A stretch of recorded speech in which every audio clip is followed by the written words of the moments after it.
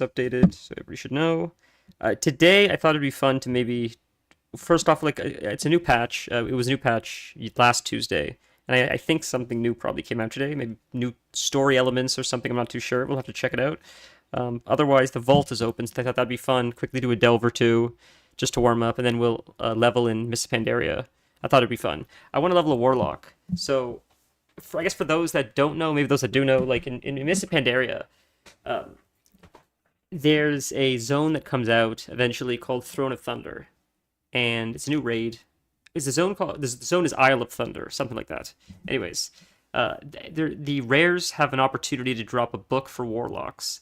That is a solo quest where you can convert the color of your fire from red, which it always is, to green.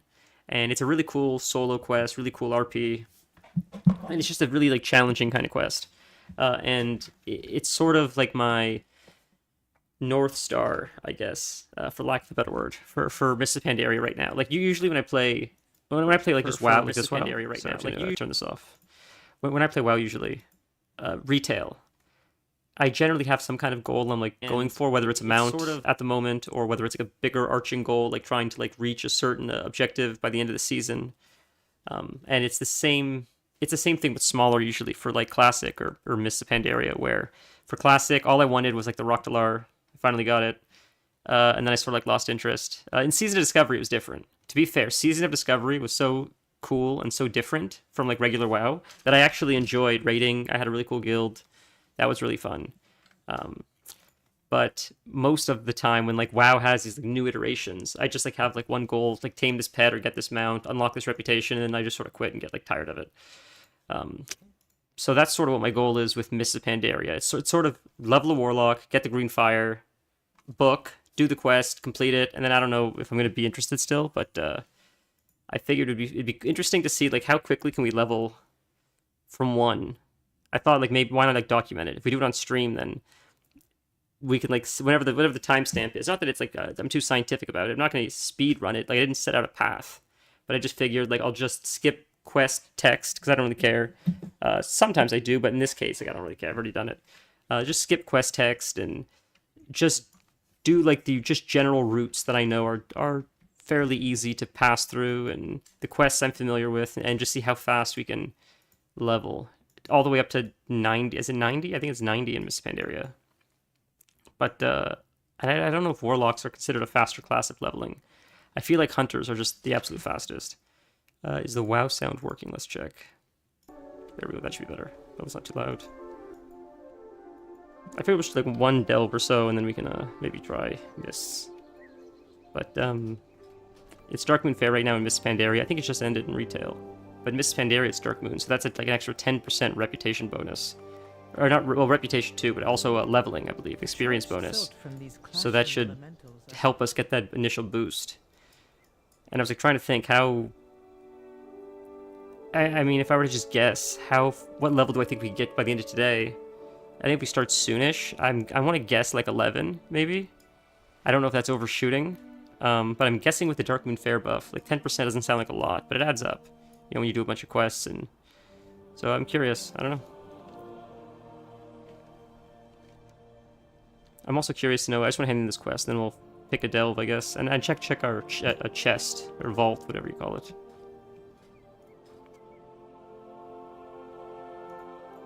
So I guess this started this week then? It's empty. And we did delves last week, but so if it was here last week, it would have filled. What do you get at the end? Oh, I see.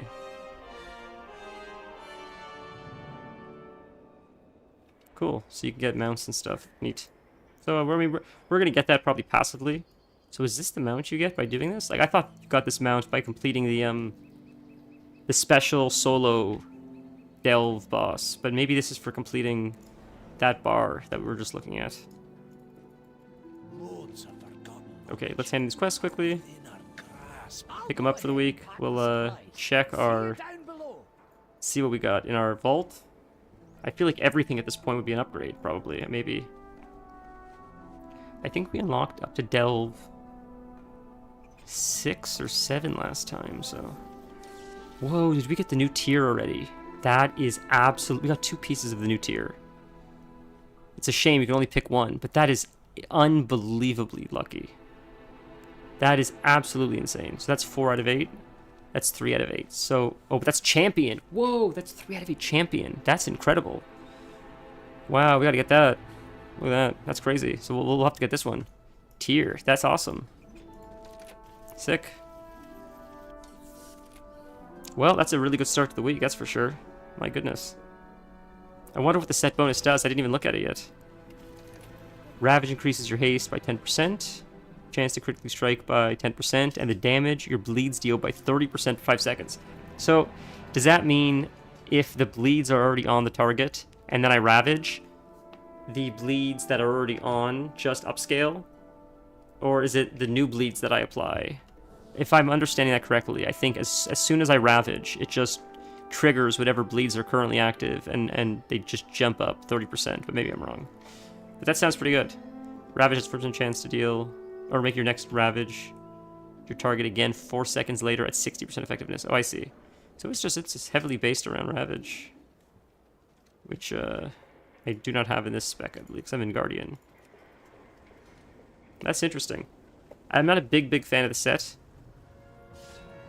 That's Brutal Slash. Ravage is... I'm trying to think which one Ravage is. I remember the spells, but I mixed them up. Is that a passive ability now? Am I crazy? It says travel form. Oh well, we'll figure it out.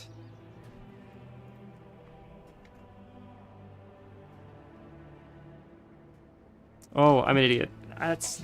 Jesus. That's because I was playing Guardian. I'm not thinking. I was thinking in Feral. I was in Guardian Spec though, so it was reading. That's why I'm like, what spell for Cat is Ravage? It's not connecting, but maybe there is a spell that you could get, but I don't play with it. But now it says that at the rate at which Bloodseeker vines grow increase by 40%. That makes sense. Tiger's Fury causes the vines to grow up to 3 times. 3 valid nearby enemies, so I was like, that's cool for AoE. Interesting. So Bloodseeker Vines, I thought was... I wonder if it switches when you do, like, this spec as well, right? Is this... Is the Bloodseeker Vines... Is it, like, one of these sub-spec things as well, or is it not? Is that just something that's just Feral Druids have now? I thought it was... I thought it has to do with this. Yeah, I think it does. So I wonder if it switches. I wonder if the tier switches if you go over to from Wild Stalker to Druid of the Claw. If it's like a different bonus. That's interesting. Okay, but this is boring. Well, let's get into the delve. Oh, there's one more quest we can hand in and then we'll get into it. That's cool. It's always fun to get new tier sets. I thought the last set bonus was... I mean, it was fine. It was like a good set bonus. It just seemed a little bit boring, and I don't need something active. I'm not saying like I want a set bonus where it says step in this circle to get the bonus or to activate the bonus. Something like that passively just turns on is fine.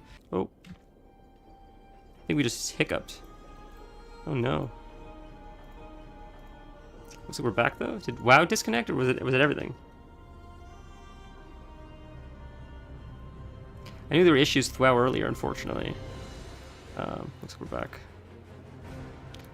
Yeah, it took a little while to get back on, and then when I tried to log on to test it before we went live, it was stuck at the loading screen for a long time, and I was Googling it, and it seemed like people on Twitter and the WoW forums were all complaining, like, the servers are supposedly up, but you're, like, stuck at the loading screen. Okay, so, did I hand this in already, or I guess not? On to adventure. There we go, now it worked. Okay, so, whatever was... The hamster started the wheel again. That's 675, which is clearly an upgrade, but I'm replacing this special ring. I don't know if this ring is obsolete now or not. Like, this ring that we have is sort of like the new cloak that we have, for those that don't know, where it seems like every patch now, they give you a piece of armor that you sort of don't replace for the patch, and it just has all these special abilities. I'm not too sure actually what the cloak does for Feral. When I was playing Guardian, it was creating this bubble. Maybe it does the same thing, I didn't check. Maybe it just does that for everyone, but I assumed that was just more of a tank thing. But I guess we'll see when we enter the delve. I could read it. I know I could read it, but it's more exciting to just see what happens when it triggers. All right, let's try this now. So I think now we can try 7 or 8. I haven't unlocked 8 yet, I don't believe. Or if we did unlock 8, I haven't ran an 8. So I know we're close, though. But that means that if we can run an 8... Oh, we did. We unlocked 8 now. Sick. Okay, so this is going to be our first 8 of the season. And that means if we do 4 of these, I think we should get a pretty good reward a week from today. So that's pretty cool. I wonder what the difficulty is going to be like, though. I honestly don't remember doing a 7. I don't think it skips 2. So, like, if you complete a 5, it jumps, like, to 7 or whatever.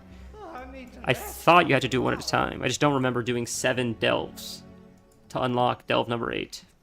But maybe I did. I don't know. Grab one of those enchanted candles to stay safe from these shadows. Let's just make sure that it seems like Twitch is maybe a little bit buggy since that hiccup. So I'm just gonna make sure we're good. One sec. Sorry. Hey Vanilla, how are you? I'm very well. Sorry, but Twitch like disconnected or everything. Like OBS disconnected, so I missed the chat, but I see it now. How are you, Vanilla? It's great to see you. I tried a lot of the stuff that you recommended on the videos and stuff. I didn't do everything, but almost everything, and I still had a crash. But I still have to do the rest. So it could still be something that I haven't changed yet. So, but I'm hopeful that it will work. You'll find me wherever the action is. Keep your eyes Sorry, we just skip that. You know, I gotta say, like it's this mechanic's a little bit easier, I guess, than the previous one. They changed it where now you don't carry the candle. Before you used to carry the candle, I think. This is a little bit easier, but it's a very tedious mechanic, I'll say. It's not difficult, it's just a little bit tedious. Alright. Well, I guess we'll just clear, because then we can just loot the candles that we need once the room is clear. I forgot this is an 8, so I should be careful, because I don't know how hard this guy's going to hit. But so far, they're not really doing much. I say that, but once we start attacking him, we sort of like heal, and then Bran drops potions, we're back to full health.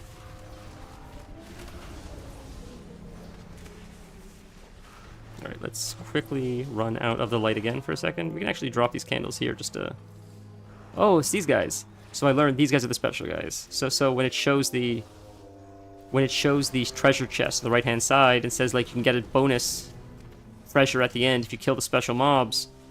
Last season it was the goblins. This season it's these ethereal guys. I think we learned that last time, because I was curious, like what are we fighting this time? Because I didn't realize it changed every season until the goblin season. Once the goblin season came out, I realized, oh, they sort of changed the themes of the delves. Unless maybe that was the first time they did it. Maybe that's why I didn't notice it. I'm not sure. Yes, just the graphical settings for now. Yes, yes.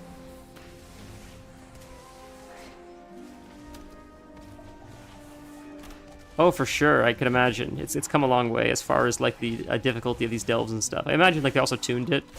I imagine when the delves, since usually when things first come out, it's overtuned a little bit, and then it gets nerfed pretty hard.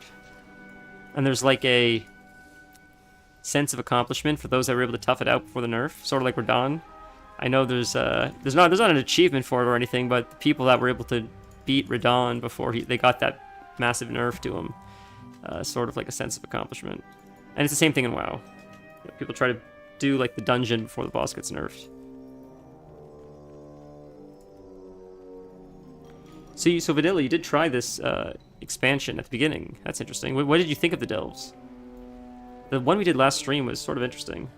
It was different as far as the layout goes.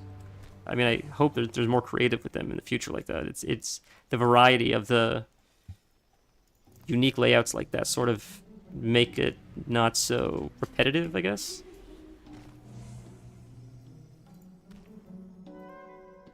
These tend to get a little bit tedious.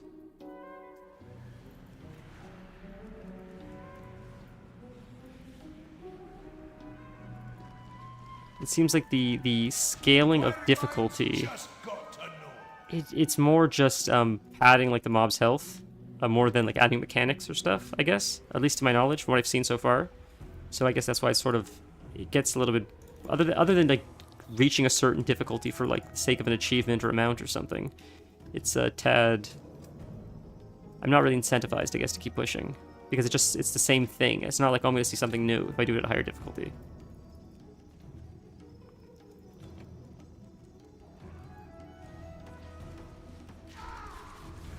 But I think the idea of the delve overall is a good idea, and I hope we get to see more iterations of this kind of thinking in the future. I think overall it's a win. The release of delves, or the idea of delves. Wow, I think we stumbled on these guys by accident. That's really cool. So that's our second treasure chest. Is there 3 in this one or 2? There's 3, so we need to find one more, and then we have upgraded treasure at the end.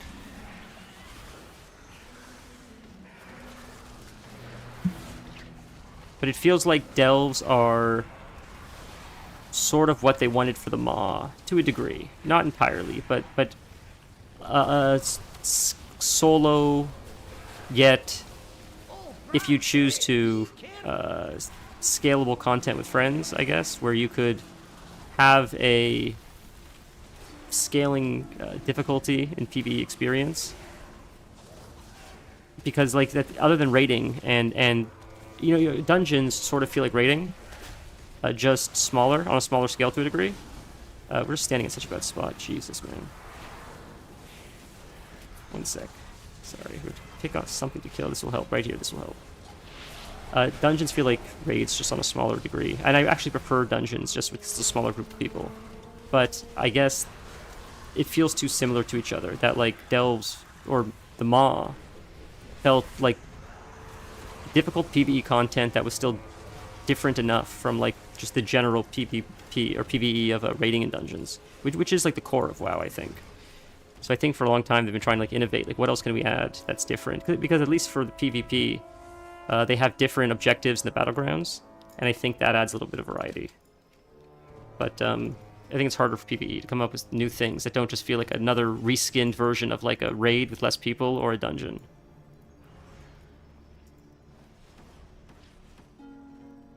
They slept on delves. They could have done so much more with them. They were supposed to be solo experience content for the average WoW player. People stopped playing them because they were hard. I believe that. That makes sense.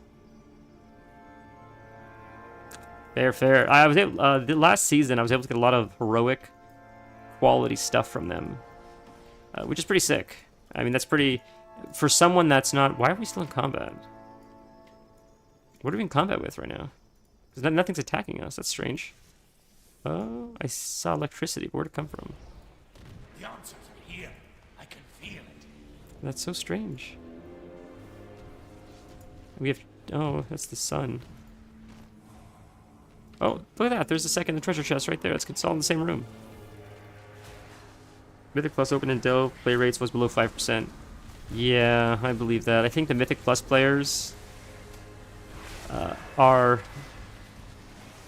few but mighty, I'll say. I don't know if Mythic Plus is the most popular thing as of late. I think it was more popular in previous expansions. Maybe it's gaining in popularity again. But as soon as it's open, the season starts, they rush in and they don't leave until like it ends pretty much. They're really loyal to their Mythic Plus. It seems like that the Mythic Plus players are like more loyal to than even the PvPers or the Raiders, I would say. It's a really very passionate group of players. I think the PvP players used to be like that, but they've been just like forgotten about for so long that they're just a little bit fatigued. Some aren't, but I think a good portion of them are, because it's just while PvP has been such a weird place for so long, a lot of them I think just moved on or just like accepted it is what it is.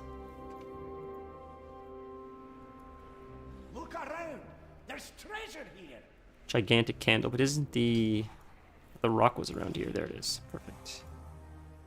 Okay, and this should drop our buffs just for a second. Okay, and then we'll run to the candle. So we don't have to kill anything, so we'll let them find us at the giant candle.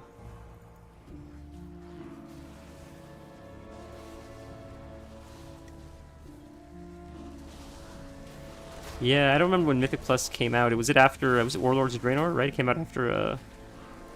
It was after Pandaria, right? Because Pandaria had challenge mode, and then that was like testing for Mythic, right?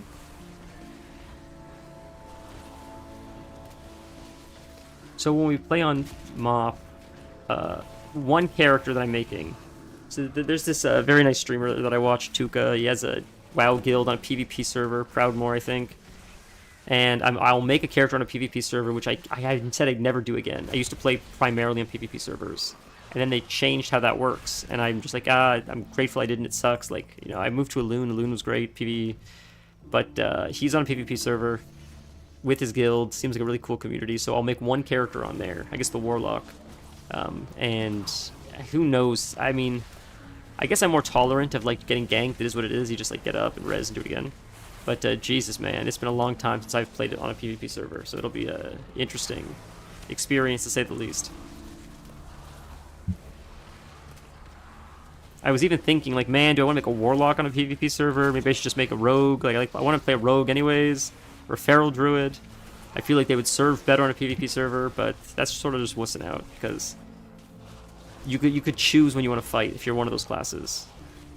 If you're a Warlock, you don't really get that choice. It's either someone jumps you or they don't. If you're a Feral Druid, you could like just stealth away, or you don't have to engage. Unless you're found out, of course, but...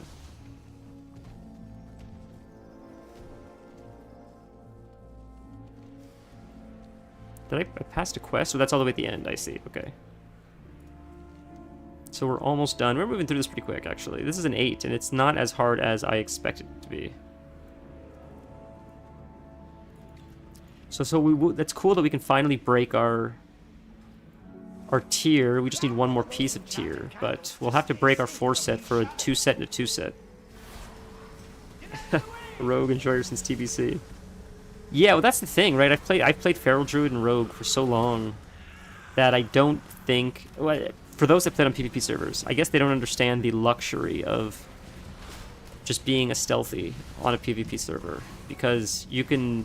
anytime you show up, most of the time at least, I have this habit, even like when I play on stream now with my Druid, I'm stealth like all the time, even when I'm just walking from point A to point B. And it's just a force of habit, because when you play on a PvP server, it served you just to be stealth all the time, because that way, if all of a sudden someone shows up on a mount behind you and there's a fight you didn't know that was just like ahead, you can choose to engage or not if you're stealth. Otherwise, you can just like let someone get ganked.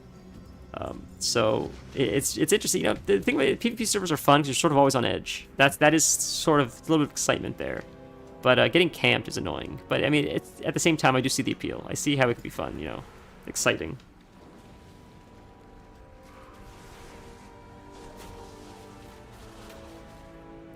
It's times like when you want to do your raid and there's just a raid group outside of your raid just camping you and you guys can't even get in. And then if the raid doesn't even allow you to mount inside, so you can't even use your Tundra. But this is Mists of Pandaria, so like the amount of people that will even have the Tundra right now. The Tundra is like the OG Brontosaurus, where most people couldn't even afford it. Like if you saw a Tundra mount in MoP, those people farmed a lot of gold.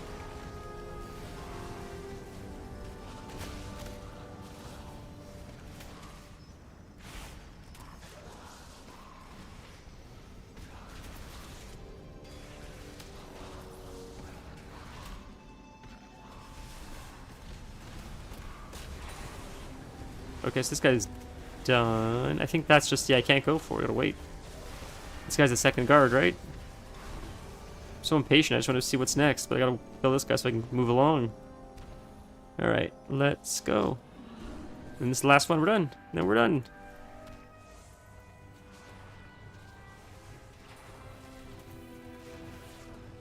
So I said earlier at the beginning of the stream that I have this like obsession where when I want something, I obsess over it. So like in Diablo, for example, the new Diablo season came out, and I didn't even like it that much. But there's a pet that you can get near the end of the goal. Like, there's like seasonal goals, and if you do all these objectives before the season ends, you get all these rewards.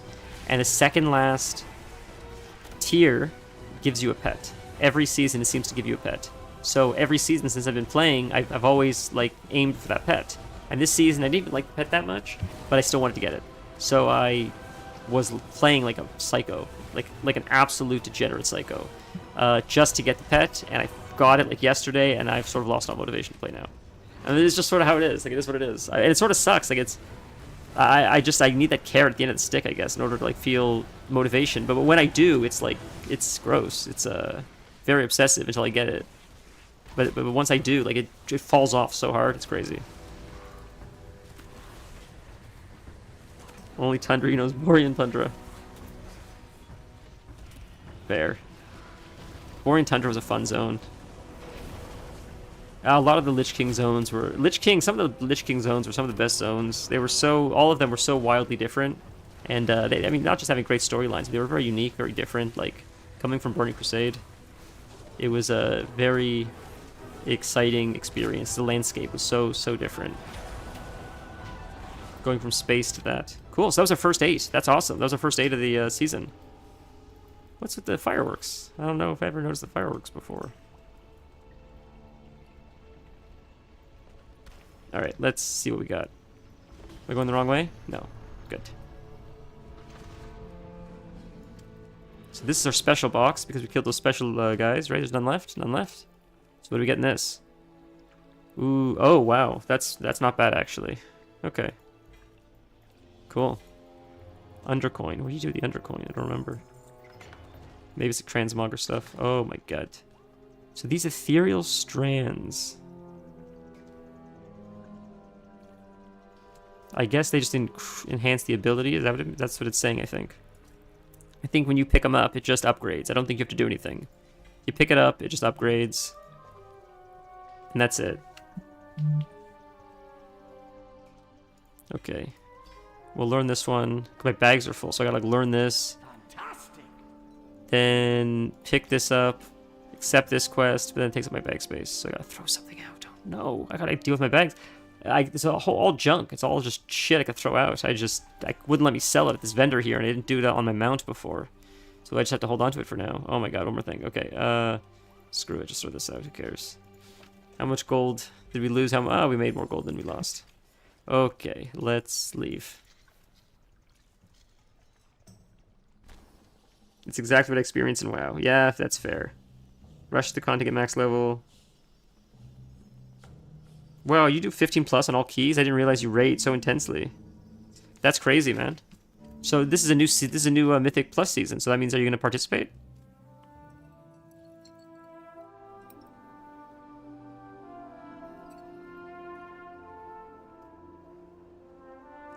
That's nuts. I mean, I can't imagine 15 plus. Highest I've done, I think, is 10. The friend that I got carried. And I think I tanked it, and it was exciting and fun, but stressful as hell. But we did it. But Jesus, man, it was stressful. So I guess we can hop on Mists now. I mean, we did the delve. We can check out the new we can see if there's new content in the new zone really quick. And then we can just, I guess, try leveling in Mist and see how that works. That's exciting that we got tier. That's really, really exciting. I can't believe that. So I got to do one more thing. Is the Raid Finder out yet, I wonder? It is. Let's do that really, really quick. Okay, before we play Mist today, let's check out the new Raid Finder. It has not been spoiled yet. I don't know what the bosses look like. Let's check. It'd be really exciting to check it out. So in the meantime, I guess we could go farm a mount, or I'd say we could run a delve, but the problem is if the queue pops while I'm in the delve, I have to start over the delve. So we're probably not going to finish it before the queue goes off. Good luck, friend. Yeah, there's a new patch. Yeah. It came out Tuesday, I think. New Raid Finder just dropped. It's all... I won't spoil it for you, but it's cool. It's a cool new patch. Cosmetic surprise bag. What is this? Okay, let's sell stuff first. Well, that was like 20-something things we just sold. Like, yeah. Okay, what's in this bag? What's in the box? Ooh. It's an anglerfish helm. Right? This? Neat. Look at that. It actually covers the Tauren's face. That's crazy. Oh my god. I checked just to make sure that I wasn't insane. I can show you guys after. When you go to the barbershop, when you pick like fur options for High Mountain Tauren, I think there's like 4 options. When you go to regular Tauren, it's like 15 options. there's no just give that. Can you not just move that? It's almost a one-to-one like swap anyways. You just change the horns. Can't you just move the colors over too? Like it's so many more options. This looks cool with the transmogs. Nitpicky again, I know, but I just think like the Worgen fur also works so well because of certain transmogs. Like you change the fur base of the transmog, and it just has a really cool look. Okay, so while we're in queue, it's 8 minutes. I guess we could try to farm a mountain that time, or we can check out the new zone, see if there's a new quest in the new zone for now, and pick this up. It's so short that we can't really get into anything. You just sort of have to wait, but what is this? I have all these items here that we can upgrade, but I'm not sure if... I feel like I don't want to break my tier set to upgrade this stuff. I feel like the tier set is still better.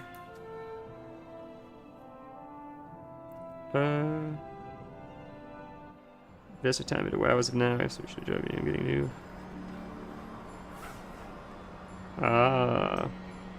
I wish you the best of luck, Vanilla. I'm sorry to hear that's happening, but I hope in the end you look back and you say it was like worth the transition. I hope it's like a positive upwards, transition, which I'm sure it will be. You seem like you know what you're doing. As if we didn't have. But that's I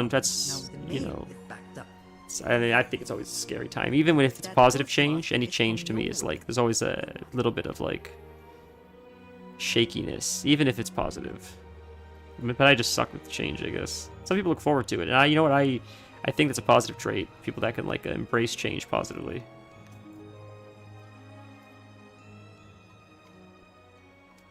Okay, so it looks like there's something here.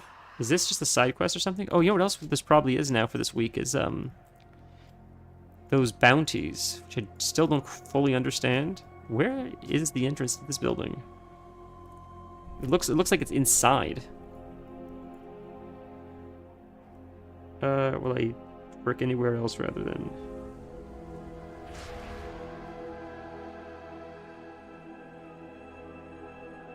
Oh, I'm Vanilla. Jesus, I'm sorry to hear that. I can see why, there, it's in here. I can see why you want to make that move then. That makes sense.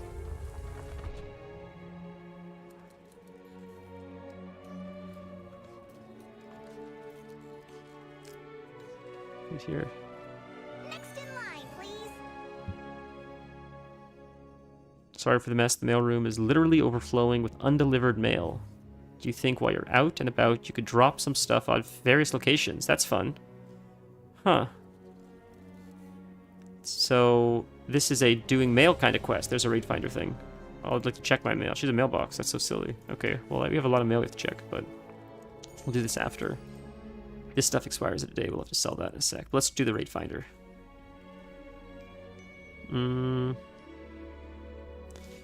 I love what I do. I love my manager, but this new one will be like hell. Peppo sad. Yeah, that's very unfortunate. I'm really sorry to hear that. It seems like a lot of people that are otherwise good at their job are generally bogged down because of like, is the correct word, like interpersonal communication skills from like upper management. Bogging these people down that would otherwise, if they just had like proper reinforcement, be probably like ideal workers, probably better than they could even expect. But it's like a disconnection of like, they don't really truly understand, I guess, what's going on in the trenches. Please tell me I'm not yeah, okay, I'm in bear form. Jesus, I'm in combat, I gotta wait. I can't, normally it throws you in, I thought. I was under the impression that if I'm questing as a bear and my raid queue goes off and I accept it, I thought it would just throw you in to cat spec. Because I think Battlegrounds do that. I think if I'm a bear, but I queue as a cat, when the queue goes off, I'm automatically in cat spec. So I'm shocked that Raid Finder doesn't automatically do that too. Is this our first boss? Wow, right off the bat like that, huh? You start the game. That's fun. You start the game, you kill 2 ads, RP, and then a boss. That's insane. If this truly is a boss, that's really cool.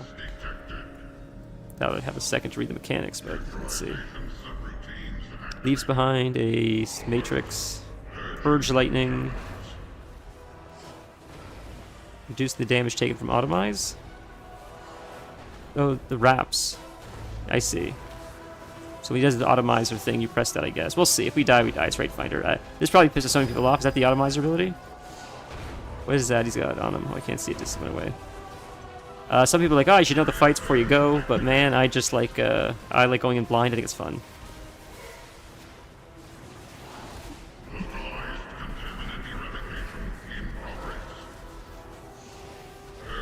Damn, dead. Sorry, I got a phone call. It's my fault. Give me just 30 seconds. I'm so sorry. I gotta pause this for...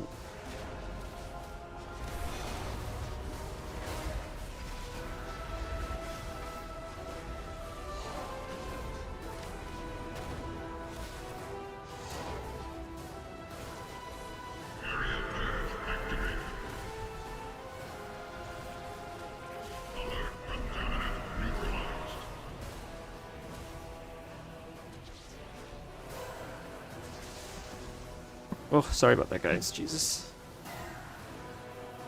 They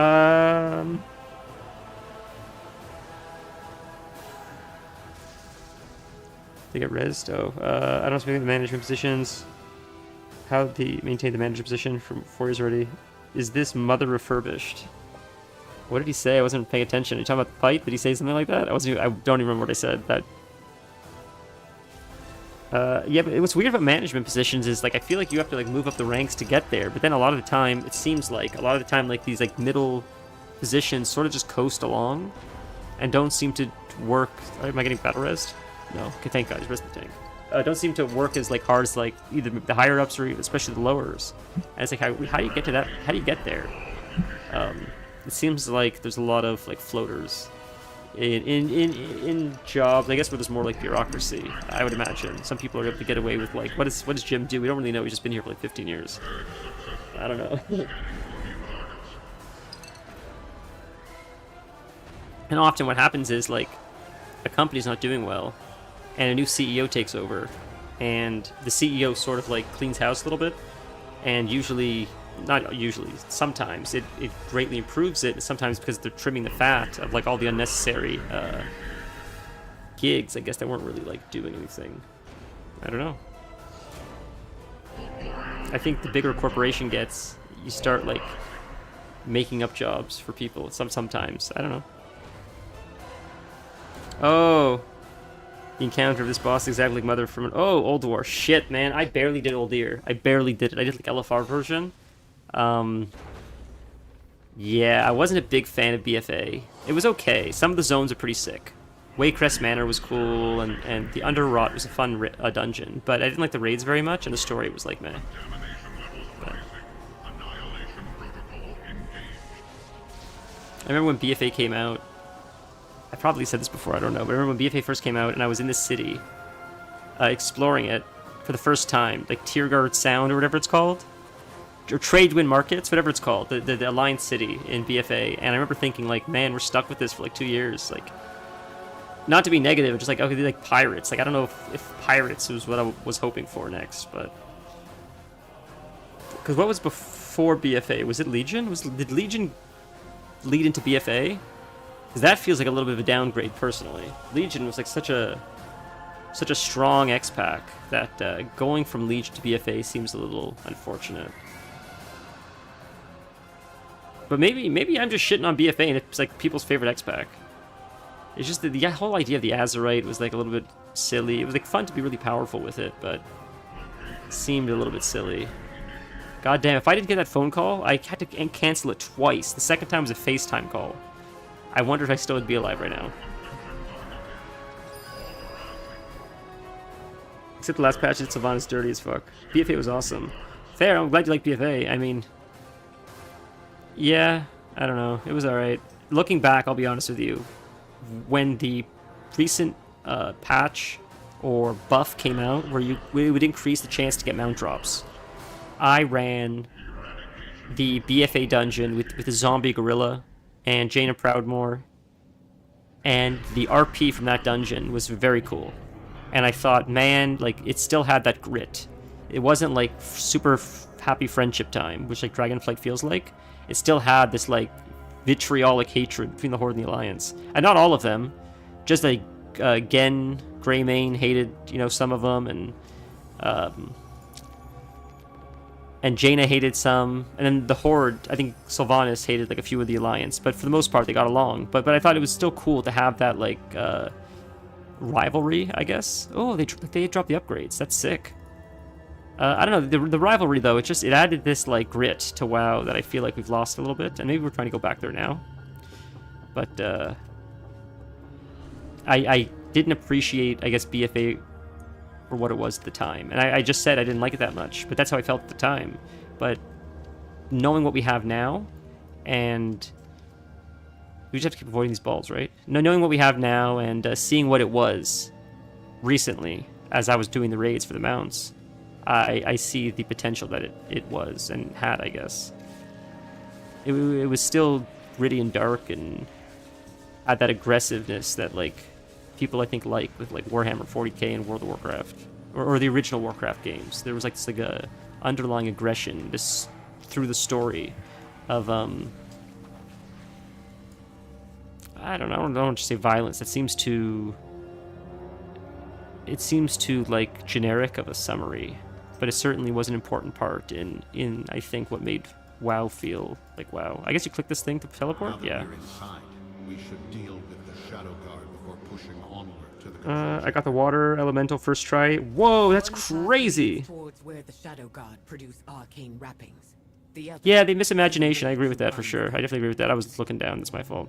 Oh, well, you start all the way over here. It's got to be a teleport. Teleport to Forge Core. I have my own plan. Yep, I had a feeling if you teleport, you're probably right with them, so that's sick. I agree, it feels a little bit unimaginative, some of these new raids, although hopefully this one's brand new, so hopefully this one's better. I like the design so far. I've been yapping the whole time, but the design is cool. The new zone's pretty cool. The new delve, I like the design of. Now, I am a little bit biased, maybe, because I like Burning Crusade. And these guys remind me of, like, Mana Tombs and the Burning Crusade. That's not the Ethereal, whatever they're called. This race. I don't remember what this race is called, but they remind me of Nagrand and all of that area. So you could say that's maybe why I like it. But it's cool. It's different, you know. It's I like a little bit of like variety. The color scheme is neat. The pink hues, the blues. It's a little bit darker.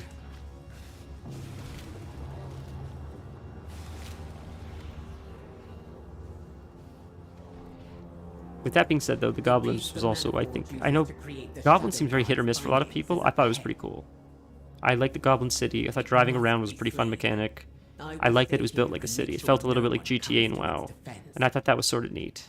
But it seems like people either like love it or it's the worst thing they've done in like 20 years. This raid is so refurbished. That's so funny. Oh man, TBC is amazing. It's funny, like Cataclysm. I didn't like Cataclysm that much at the time. I thought it was okay, but I didn't love it, and I played it extensively. We did like Heroic Rag, cleared Heroic Rag. I got my Legendary Daggers on my Rogue, so I leveled quite a few characters and got them quite geared. So it's not like I didn't give it a fair shot. I don't know. It didn't click for me. It wasn't a bad X-Pack. It just didn't click for me personally. I loved Miss Pandaria. I thought was brilliant. Legion I really liked. Burning Crusade was like one of my favorites. Wrath was really fun.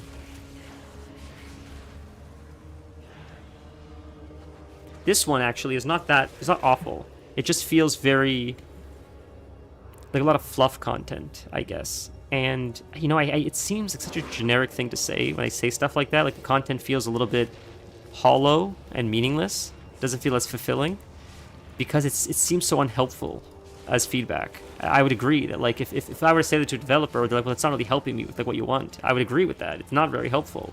But just the emotional feeling that I feel, I guess, when I do this stuff, I don't get that same fulfillment that I get when I play like a classic for whatever reason, and I'm not sure why that is.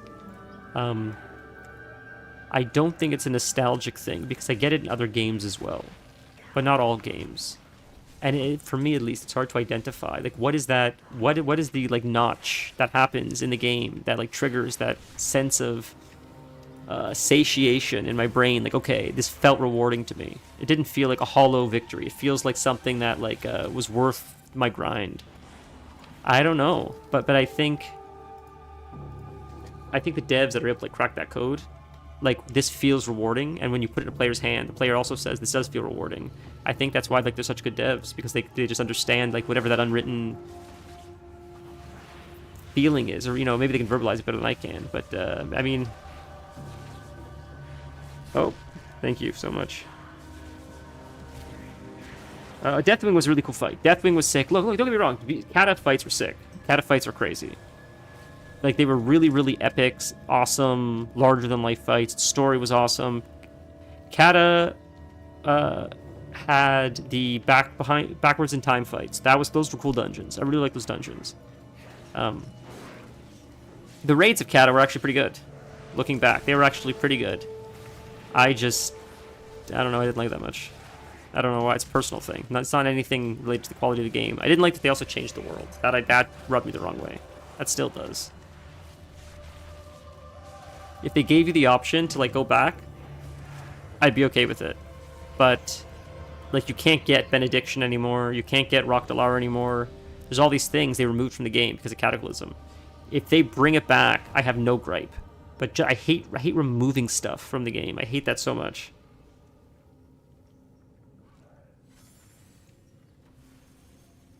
And that could be a bad take, but... Alright, let's see what this guy does. This time we'll try not to die. No phone calls. That was my lovely lover, but I told her, like, if it's not an absolute emergency, can we chat after? She's like, yeah, sure. I spoke to her, like, maybe an hour ago, so... It's not like I haven't spoken to her.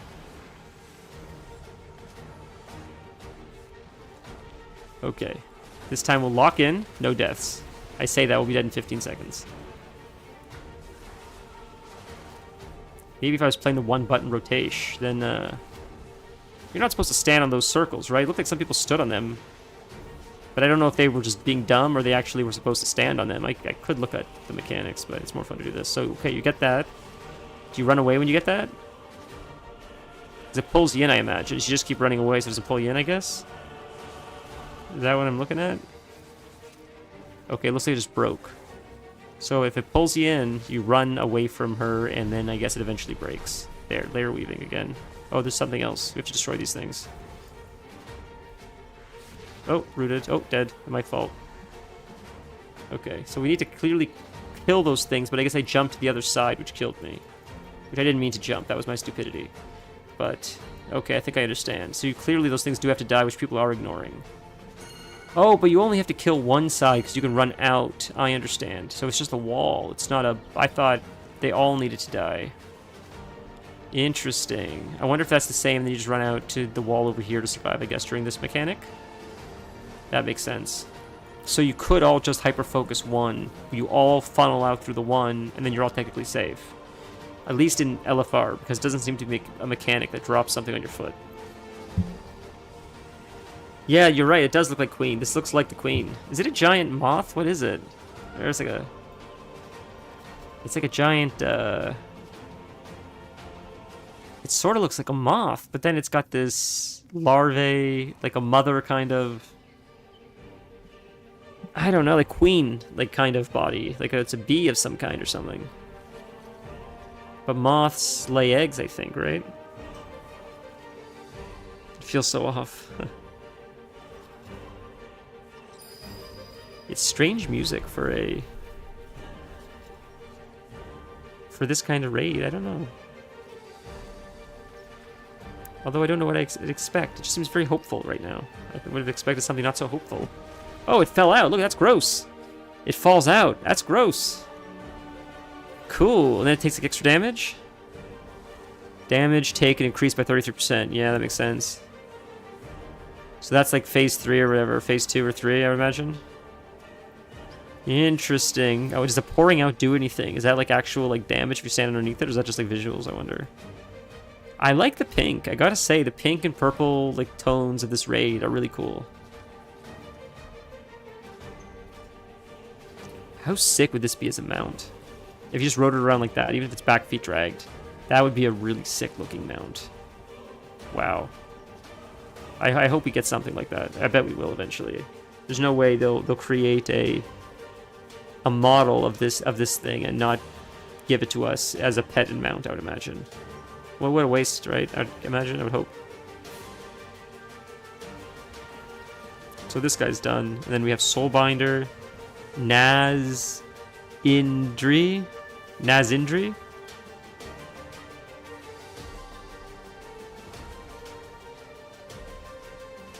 So, okay, the tanks get that. Looks like you all stand in it. Looks like you absorb that with the tank. Lots of people were running to get into it. Okay, good to know. Looks like the floor is also filling with that stuff and it's not going away. So it looks like it's a bit of a DPS race. I believe, because if you don't kill him fast enough, eventually there's nowhere safe to stand. That's what it appears like. So we should be good. There's 2 healers down. Both tanks are up. You still got, like, 2 healers, right? So there's only 4 healers, huh? Oh, wow. Oh, no, he should have... Is that 3 healers up yet? 3 healers, I think, yeah. So they'll do it. Oh, they got it. Nice. Without that beast, the Shadow God's numbers will dwindle. Return to the center of the Mana Forge. We need to determine our next course of Not action. that way, I don't think. We can go this way.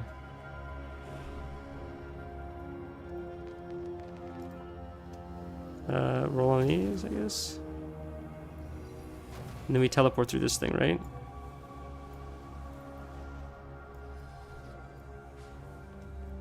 We gotta catch up. Go, go, go. Hopefully I know where the hell I'm going. Hopefully it's not too hard. Oh, it looks like they're that way. They coming back to me now? They gonna meet up with me? Or are they running above me? They go sideways? Which way did they go? I think I have to go this way and then go around. Right? This seems correct, I think. And then you go this way and then you go around and then you go that way and then you go that way. That's what I think. They're telling me to go back? I don't know what they're saying.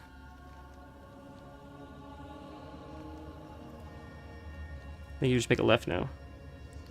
It's always fun trying to learn the new dungeons. It looks like I should start seeing people. Yep, lock closet. Good to see. Good stuff. There's everyone. Yay, we made it. Cool. Alright, let's check out this last boss. I believe today is the Race to World First, which I don't normally watch, but I was avoiding it because I wanted to see what these bosses look like on their own. So this is going to be a huge upgrade, right? Well, we have a 701 belt at 668.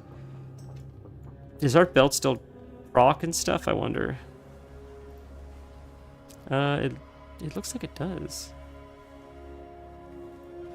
It looks like I can still put something in there, so maybe it's still worth using until I upgrade the other belt. And I'll be able to upgrade it, and it'll be probably better eventually. Maybe not, though. I'm not sure. I'll have to look into that.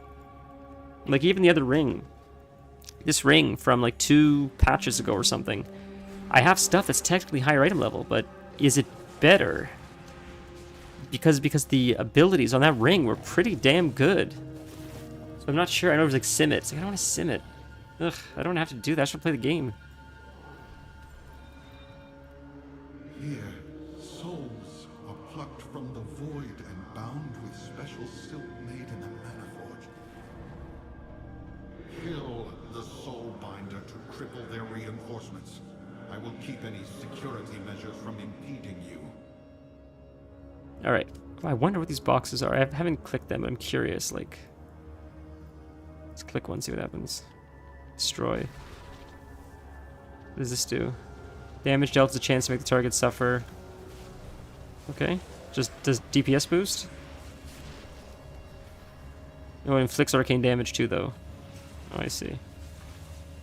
It's a DPS boost. Cool. It's a demon? It's an aberration. I'm not sure what the difference between an aberration is and a ghost, but I'm sure there's someone that could break it down.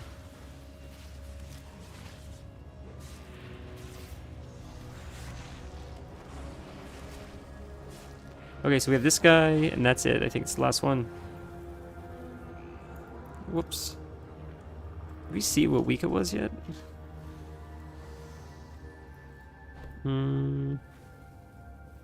Time walking. We can do Old War. Ooh, we can do Old War instead of doing the time walking dungeons. That would be fun. Doing Old War would be a lot of fun.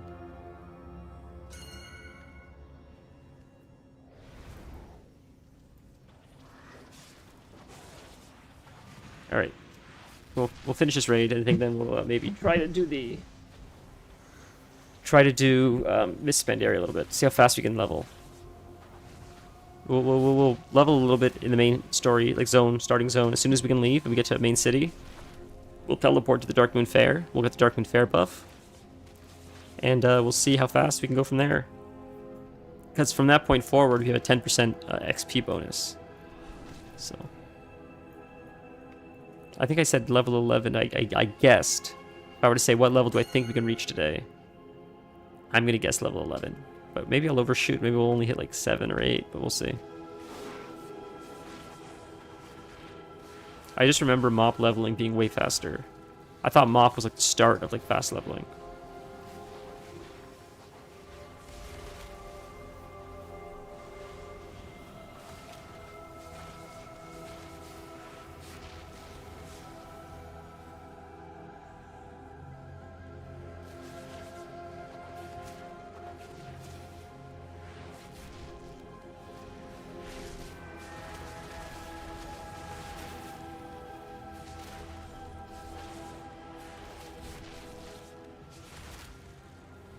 Okay. There's still more mobs. Let's give everybody a beastal roar. Sort of pick up the pace a little bit. Stampeding roar, stampeding roar. This beastal roar, that may be the hunter ability. Alright, so for this guy, he can destroy all it touches.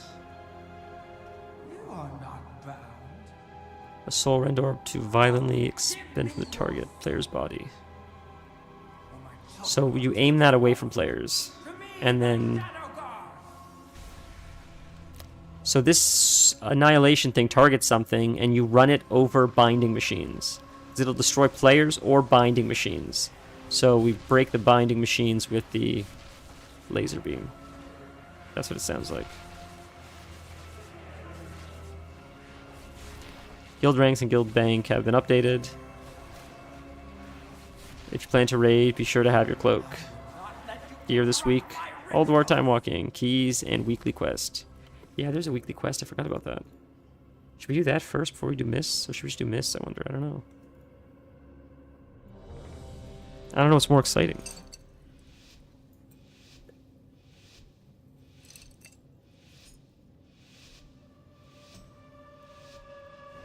Yesterday we were moving stuff, and I like slipped a little bit.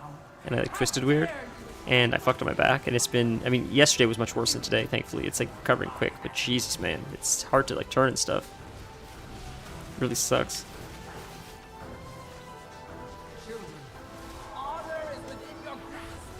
Thankfully, I'm generally pretty, I try to like maintain like some level of, okay, I think you have to, yeah, drag those on there. You don't just drag them anywhere. You drag them, yeah, so that boom can sort of fucked up a little bit, but some level of like ability to try to like prevent, you know, tears like that unexpectedly.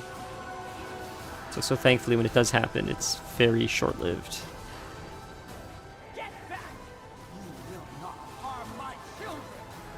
Seeing like loved ones when I was younger deal with back pain looked like the worst thing ever. I can only imagine. I know I have some friends that deal with like chronic back pain. It's like the scariest thing. I just try to avoid it like the plague. So I feel like once you get it, that's it. I feel like you have it for life. Oh, buddy, come on. Oh, you got one. There's one there. Okay, good. Okay, it explodes. Then you kill this guy. What a strange... I wonder what the story is of this fight. You were targeted by Soulfire Convergence. That's... okay. I see. So I just go like this, and then I avoid people, I guess. To the best of my ability. I mean, I think it's safer to do far away so you have lots of time to see the orb is coming. Oh, you get knocked off. Oh, no. Damn, I've died every single fight. We stink. We absolutely stink. My god. Oy, oy, oy. Man, we are the typical LFR player. The typical LFR player. Just lying there waiting to collect loot. My god.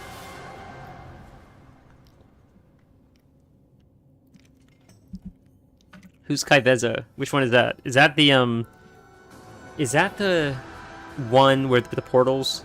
It's like looks like whatever this race is called. They look like mummies, sort of like ethereal mummies. But is it the one with the portals, where you run to like the one end and it ports to the other end of the room? Or is that something else I'm thinking of?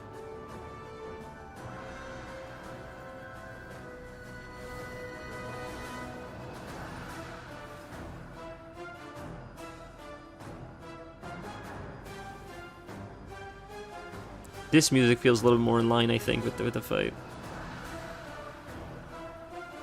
A little more bossy. First raid, second last boss, if I remember. I guess I could check like this while we're waiting. We're not getting res anytime soon. Is it Battle for Azeroth? Kaiveza? Not this one.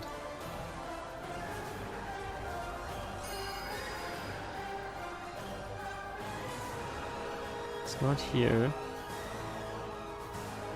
Oh, this is this patch, this expansion. Oh, okay. Whoops, wrong one. That's not right.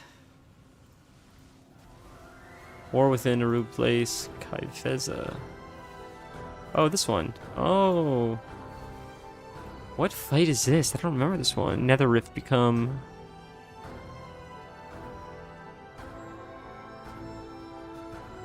I don't know if I've done this one very often. I don't know if I ran a lot of this raid. God, I'm not much of a raider. Do a lot of mount farming, a lot of like extracurricular bullshit, mostly. I enjoy like, oh, it was the best encounter in the raid. Oh shit, I'm sorry I don't remember it. That's unfortunate. How far did you play into this X-Pack before you quit vanilla?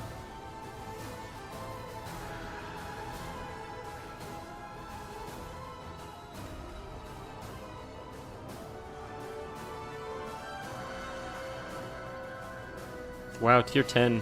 Holy moly. Wow, I got ahead of the curve on Queen. That's sick. First patch. That's amazing. Wow, congrats on that. Did you get a mount for that or something?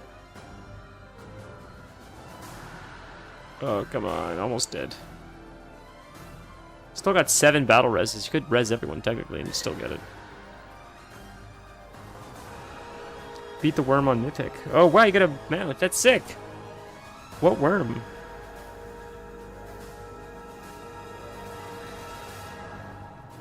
Is that a special boss on Mythic only, or? Nice. Well, that was an interesting dungeon. I was just dumb. These are all like literally everything's an upgrade because it's all brand new. So everything is literally an upgrade. So all of our shit is gray now and unupgradable. Go. Return to the center of the Maniforge. We must stop Dimensius before Okay, let's he can loot. reform. We'll go this way. And we'll loot the oh, wrong way. A little bit of a run to get there, but it's okay. And I bet there's a loot upgrade, like an upgrade for the cloak, I would imagine, on the guy. It says we're 701 rank 2. So what I'm curious is where, when you get those upgrades we're about to get, let's see. We'll see what our stats are right now, and then we'll see if they increase when you loot that thing, because I don't know what else. Obviously it's making it stronger or something, but I don't quite understand, I guess. Could I just go this way as a shortcut? There's no way. Is this a shortcut?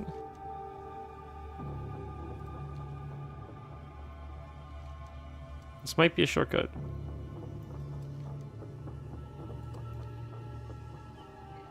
Am I going the wrong? Am I going backwards again? Am I an idiot? So I thought we have to go back this way to go back to... Where does this take you? I think that's incorrect. I think it's this way we have to go. I'm so confused. That doesn't make sense. 'Cause that would be where we just ran down. That doesn't make any sense. That doesn't make any sense. That's where we just came from. Because that's the boss. So they went left of the boss. Which is this way. Which is literally where we just came from. So where's this guy going?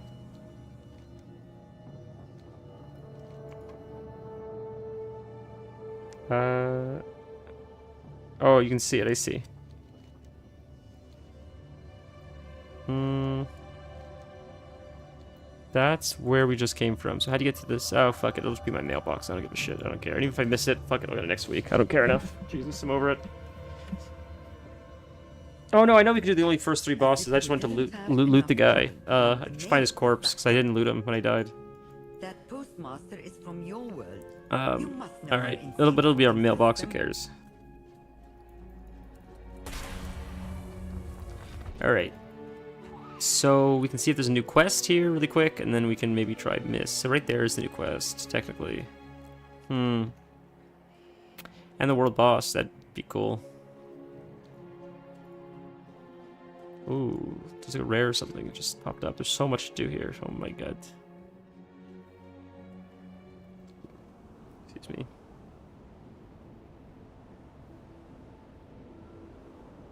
Okay. Oh, you're talking about earlier. Oh. I see. Let's see that worm you were talking about. Is this the worm you're talking about? How do you look at model like this? This is the worm I would imagine you mean. Gross. That's a disgusting model. This was a really cool raid, actually. Model-wise, they looked really cool. A lot of the models look pretty sick. ecodomes are constantly under attack. Wow. By wastelanders and shadow guard. Artist boss, huh? That's cool. Void grubs. Stomp them out before they pupate. We're not going to catch this rare. We're too slow.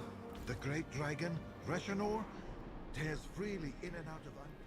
That guy's getting murdered as well. We can grab him right now, too, technically. Let's see if we can make it to this guy. He's at 35% health. Maybe if we're fast enough, we can get him. We missed him last time, too.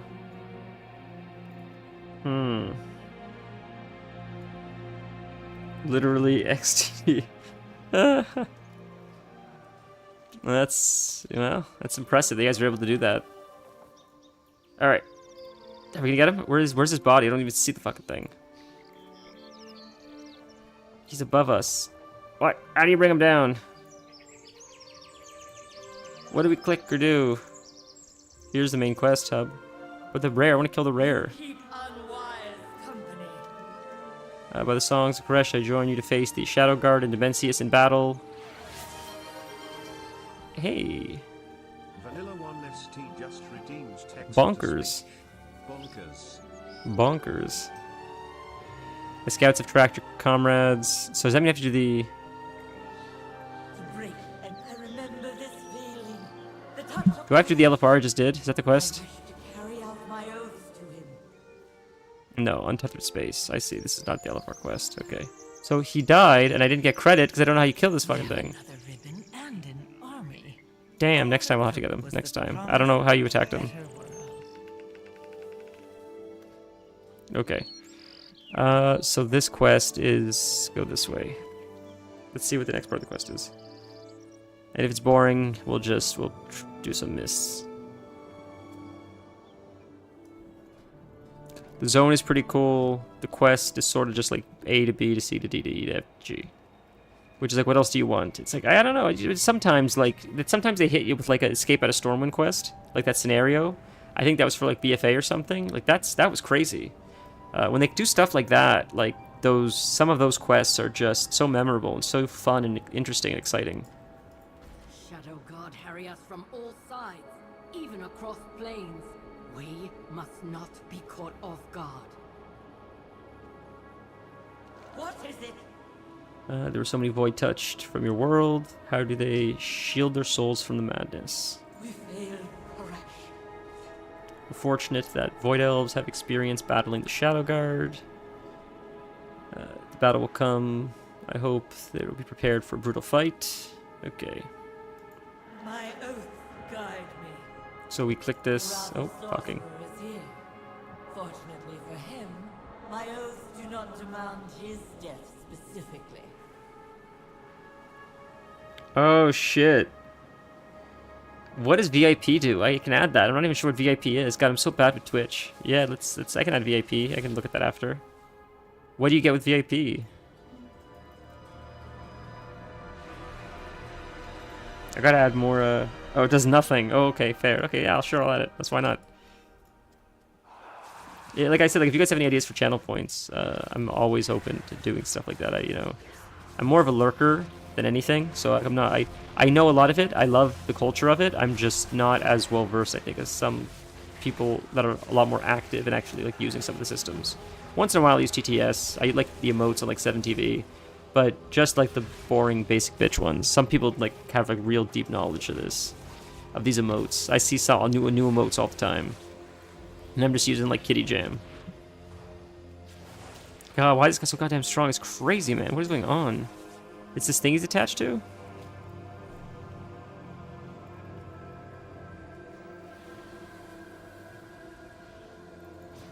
Okay. He's almost dead. Oh. Oh. He was a rare. Or elite. That's strange. I didn't realize. Okay, cool. I was wondering why he's so hard. Gives you another title in front of your name from what I know. Oh. Very cool. I see. That's neat. That's really cool. Let's do it. I'll have to look into it. I also heard, by the way, that Night Rain is getting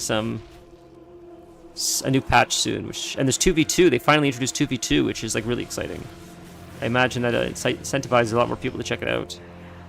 I was afraid that the game would come out and then it would just be like one and done. It'd be hyped for like a few months and then boom, it's dead in the water.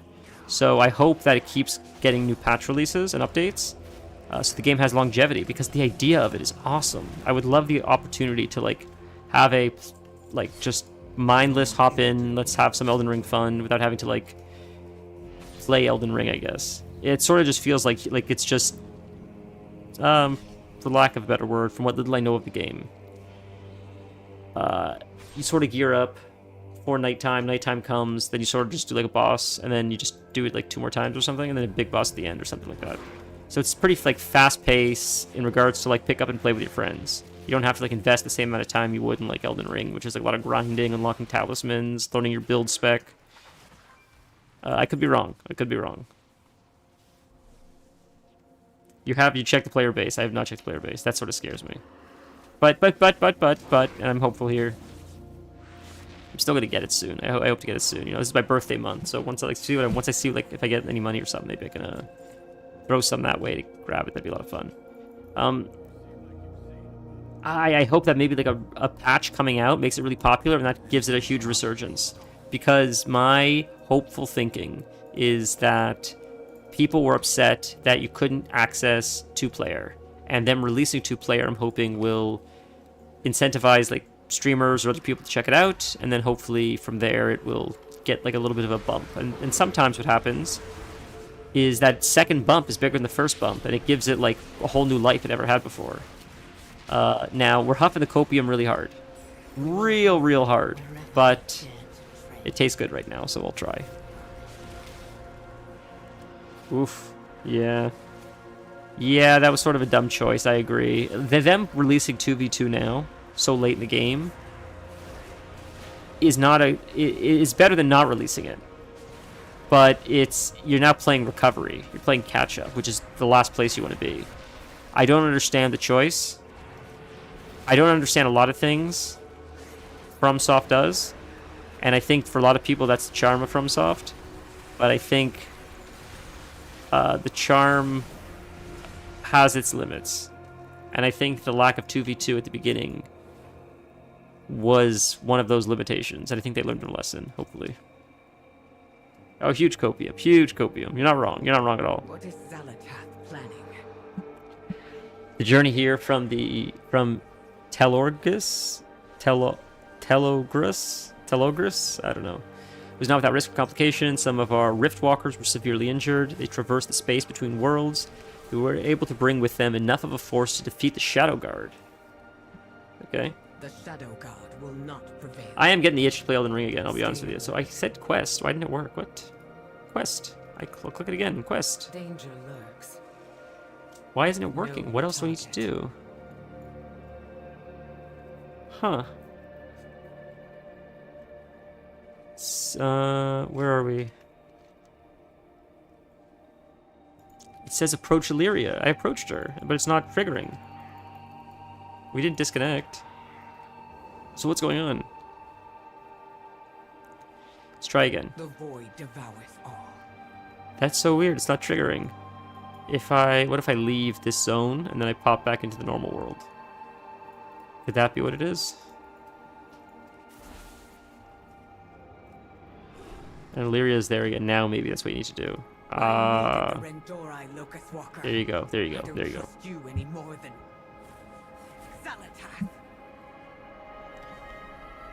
go. Okay, so we're just gonna delete that message that you sent because that didn't happen, and it's still doing very well, the game, and that picture doesn't exist, and Steam metrics are all a lie and fake news by some anti-Elden Ring conspiracy that's trying to make people think the game's not doing very well.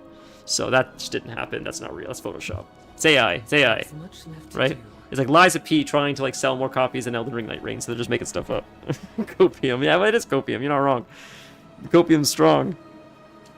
Oh yeah. Oh, it's such a cool idea. Oh yeah, man, that stinks. Oh, there should be a mailbox. Yeah, we can probably pick up our oh, Bandage Riftwalker. Okay. I was gonna pick up the mail, but so this should be our mail from the LFR we just did. Oh, we got a raid finder piece. What? How did we win a raid finder piece for a warrior, rogue, monk, and evoker? I can't even roll on that. How did I win tier for a class that that doesn't make sense? It wouldn't even give me the opportunity to roll on that, would it? Am I missing something? That's so strange. Wow. That's very, very strange. Maybe it can. I just didn't realize that, but I didn't think it could.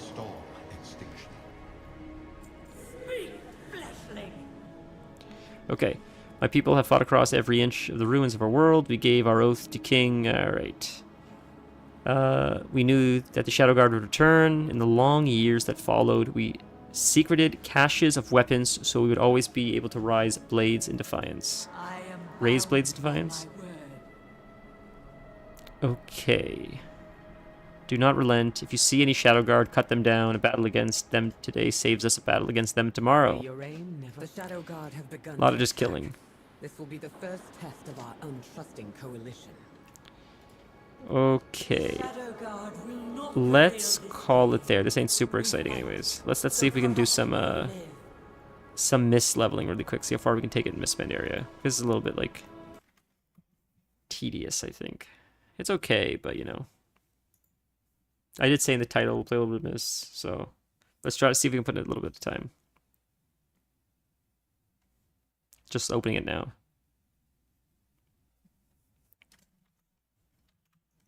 Okay.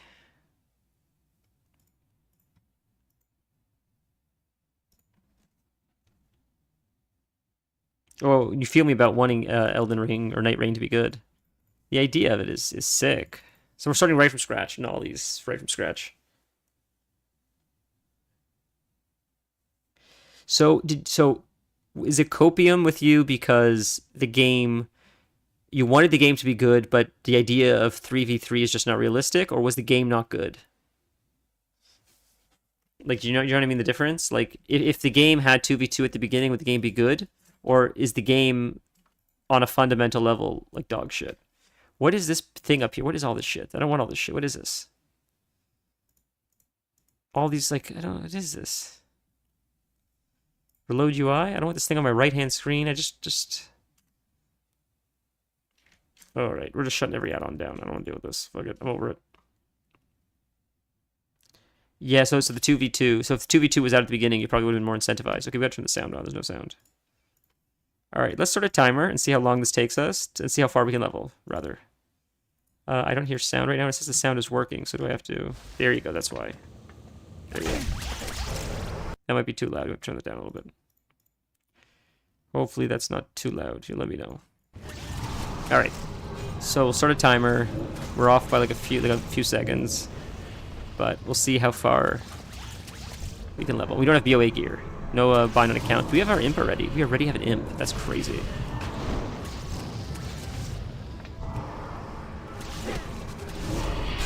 So this is Gnomeregan. This is the gnomes fighting back to take their city, which they still haven't done. This is like so many X packs ago, and we still haven't taken back Gnomeregan, to my knowledge. It's crazy. They keep building new cities, and the gnomes don't get their city. Alright, let's turn on auto loot, especially this low. Is it under interface? Well, I guess we can go up here and search it. Auto. That should work. Interesting. Okay. Daylight's burning. Well, that's one level already. That was pretty quick. Oh, game was good. 3-player party only is what killed it for me. So now that 2v2 is coming back, would you be incentivized to try it again? Pleased to meet you. You have a great day now. Rescue the survivors. How do you rescue them? Just click this thing, I guess it rescues them? Let me see. This guy's a survivor? Nope, not a survivor. Not a survivor. This guy is. I like the little hat. This guy is too. Very hopeful music for your city falling apart.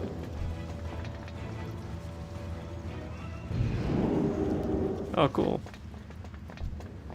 Well, I mean, I wish I understood their justification for why they fought. You know, someone in the office of FromSoft said, why not make it 2v2 an option? And they're like, no, that's a stupid idea. No one's gonna like that. You just know someone brought it up. So why did they? What was their stance that 2v2 doesn't work? I guess maybe their justification would be, I'm just making this up. I don't know. We've played it. We've played many iterations of it.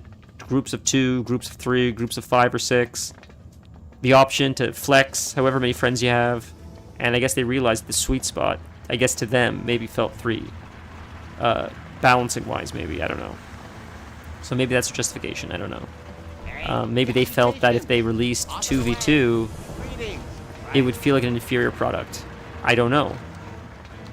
Alternatively, and this was my tin-foil hat theory at the very beginning, 3 players literally unplayable, especially without voice chat. True. I can imagine that. Here's my tin-foil hat theory, though. Here we go. If the game, or not just Elden Ring, but this is how games can think. You say we released the first game not half-baked, but with features that people would want, without features people would want. So in the case of Elden Ring or Night Rain, you say we release it without 2v2 available. The game sells what it sells. 6 months when we can expect the game to dip. So let's say you just release Elden Ring as is, and it's a big hit. Even with the big hit Elden Ring is, after a certain point, maybe it's 6 months, maybe it's a year, I don't know what the time frame is. At some point, the sales dip. At some point, the sales peak. At some point, the sales dip. It doesn't stay peaked forever. Otherwise, it's not a peak, right? So, like, whatever the peak is, after it hits the peak, it starts dwindling a little bit. You could argue that maybe someone in marketing or someone somewhere down the line says, if we release the content they would have liked at the beginning, during the lull period, during the downtime, when the game's no longer peaking, it might give us a second boost when we're going downwards. If you can follow that. Maybe that's super tinfoil hatty, but it sort of makes sense at the same time. Like, does that make sense? Copium. I mean, you're right, it's not wrong. I'm not saying it's a good idea. But it seems like some games do that lately, especially. Some games, like after the game's already been out for like so much time, release a feature that's like, why wasn't this always a feature? Like this feature that you're releasing seems like it just should have always been the case. And it seems like I've noticed with WoW. How can I help?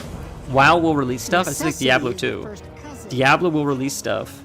Should you just wait for this to make sure I'm not missing something here? Okay, yeah, I'm just turn this off so I can talk for a second.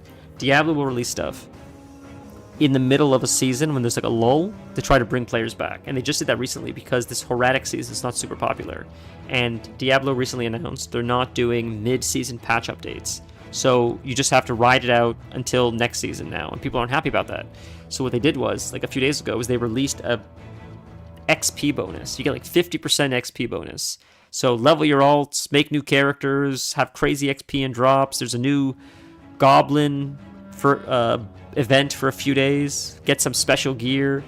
And like Blizzard does this often with Overwatch, I find, when there's like a lull to try to like recapture some of those players. But Diablo's a flop since the release. Yeah, I agree. And I love Diablo. It's a lot of fun, but it needs a lot of work. And supposedly the devs said recently that the reason why they're no longer doing mid-season updates I'm not some kind of like Diablo news guy. I've heard this like through the grapevine. Supposedly, why they're not doing mid-season updates is because they feel that by focusing on beginning of the season, mid-season, beginning of the season, mid-season, they're not able to allocate the resources to making the beginning of the season better. So if they pull back on the mid-season updates, they can allocate all their resources, I guess, to just having a strong season launch, and I guess have the season hold its weight for the whole season. I don't know if that's true. That's the way I've heard it. I'll give them credit if that's the case, and the next season ends up being better. That's fair. They're just saying, look, we're just not talented enough to be able to do it. We're not, or whatever the word is. I don't mean that in a derogatory way. They're saying, look, we're spinning too many plates, and we feel the product we're releasing is inferior. If we don't release as many updates, we feel that when we do release an update, it'll be more impactful. If that's what you're saying, I can be an adult about that, and I can say, okay, fine. I'll wait it out, because in the future now, hopefully everything will be more impactful, better quality, it'll last longer. If that's the case, I'm okay with like dealing with what I dealt with. But I feel like maybe not everybody's that tolerant. I feel like a lot of people aren't that tolerant. I don't know. Yeah, I'm of the mentality where I said I was going to try to do this as quickly as I could, and we're like sitting here yapping. I'm sort of the mentality where like I want to be hopeful that like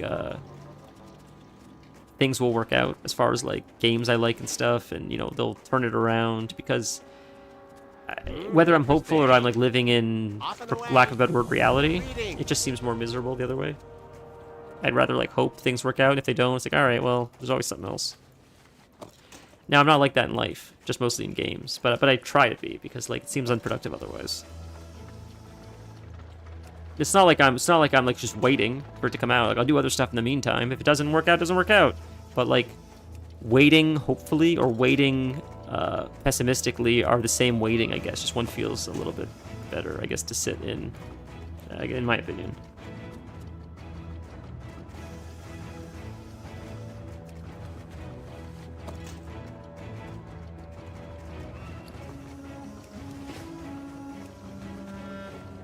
But I'm really hoping for a better Diablo season. This wasn't great, honestly.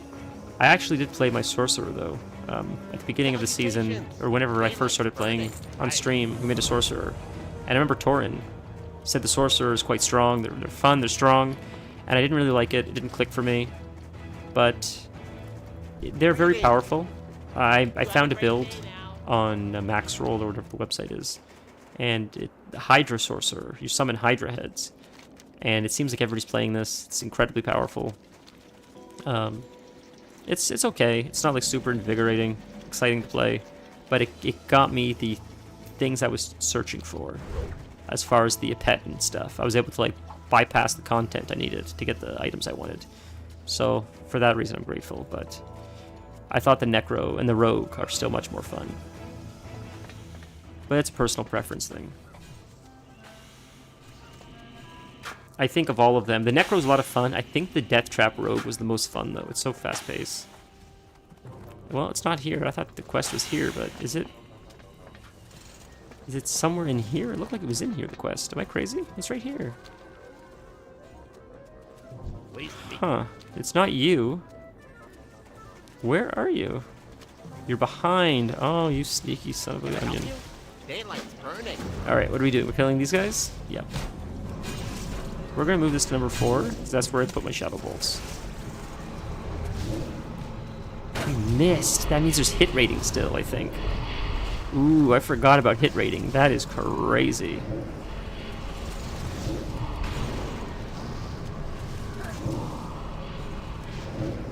I bought Diablo 3, barely played it, didn't really like it.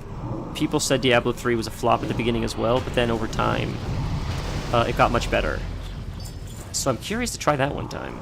Like, we'll just do the campaign. I'm not going to play online or whatever, probably, but just see what the story's like, see what, like, a witch doctor is like, maybe. You know, one day for stream, maybe. Probably level to 60 like a day or something, and then never touch it again. Just to see the story. Cool, we got a bag, got a cloak. Ooh, look how long our cloak is. You never get long cloaks early in WoW. They're never long like this. They're always short and stubby, so I love the way long cloaks look, but this is probably new to Pandaria or Cataclysm. And you're like, what a weird thing to like notice, but it's true. Like I love the way long cloaks sway, And leveling in like Classic or earlier in WoW, I always noticed you wouldn't get cool looking cloaks, like long, all the way down to your feet usually until probably close to like 40, I would say. Maybe there's one or two, but most of them are much shorter until like level 40 and beyond. It sounds silly, but like when I was a kid, I would like look at some gear as like, for lack of a better word, like, you know, like big boy gear. You know, you see like someone in tier, like that's some like, these people know what the fuck they're doing. You see someone in tier, you see someone in, even in like, you see a hunter in mail. You're like, this person's like got to level 40, they know what's up. You know, so, because back then, before there was like, when you were on still like Thoughtbot or like Alakazam, there wasn't a huge community of like YouTube to just walk you through everything and add-ons that literally did the mechanics for you. Literally did the mechanics for you. Weak auras can do mechanics for you. It will do emotes for you. It's crazy. But before that, and WoW was a little bit tougher, if you would see someone with something a little bit more prestigious, it was exciting. Not that like cared that much. It was just, it made the world feel more like, I guess there was like a division of like social classes or whatever you want to call it, which I thought was like interesting. It's like the social dynamic, this unspoken social dynamic in WoW, that if you see someone in tier gear, they're like a superior player to someone that's not in tier gear, or someone on an epic mount. It's like better at the game because they were able to like afford an epic mount. It's interesting. It's really interesting. It's a rare spawn.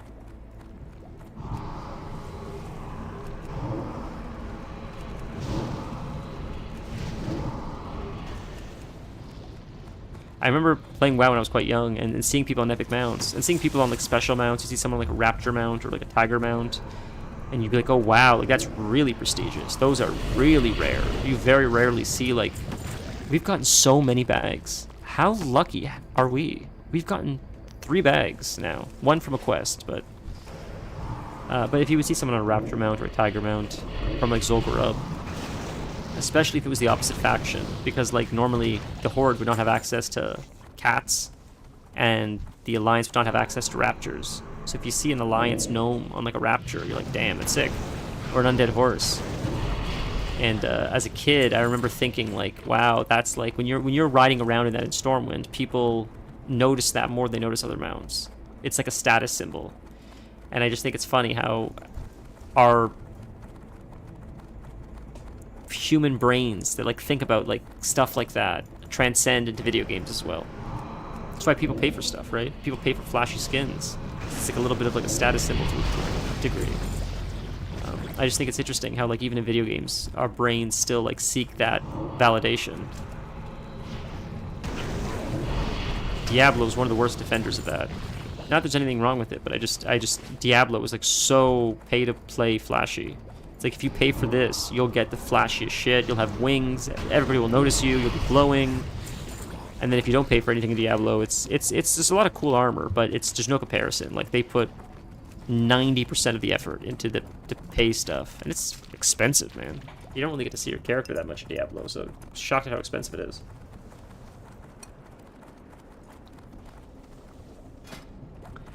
I don't know what Tuka's guild is called. I was just gonna message him or check it out on stream and ask for an invite, but off stream, but doesn't matter. We gotta just level first, anyways. So what? Whoops. Give me just 1 sec. Sorry, 1 second. Just want to close something. BattleNet. Jesus. Okay, I was trying to also check on Discord really quick, see if I could just see what the name of the guild was. If I can't find it, it's not a big deal. Might be too hard to find now because there's been so many messages since then, so... Let's see. No, I don't think so. I'll check later. It's fine. Alright, let's keep going.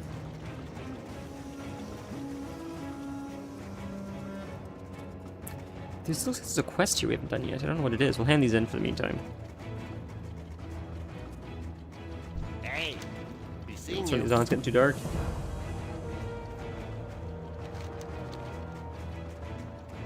Can I help you? Off and away. Okay, more quests.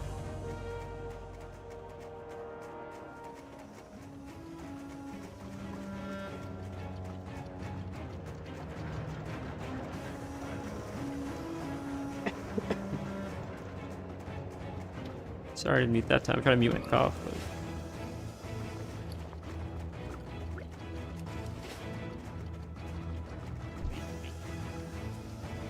The allergies were so bad this year, and I couldn't figure out why. The missus was gone a few times on the weekend.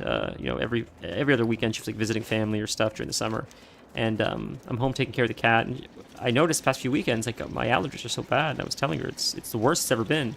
I forgot. There's been a lot of wildfires in Canada, and we're getting a lot of smoke, and the air quality is like sort of dog shit. And the particulates from that, I think, have been causing like irritation, and that's what's been making it feel like the allergies are worse. That's getting forced sketchy. What was it? Practice casting corruption. Oh, you gotta make us practice our ability, bro. That's what we have to do here. Silly. Done. What a silly quest. Hey, alrighty then. I've been getting the craving though to play Classic again. Just watching some of the hardcore players play Classic in Front 2. It's just... I'm not a big fan of hardcore WoW, but man, Classic is just so charming. I love it so much.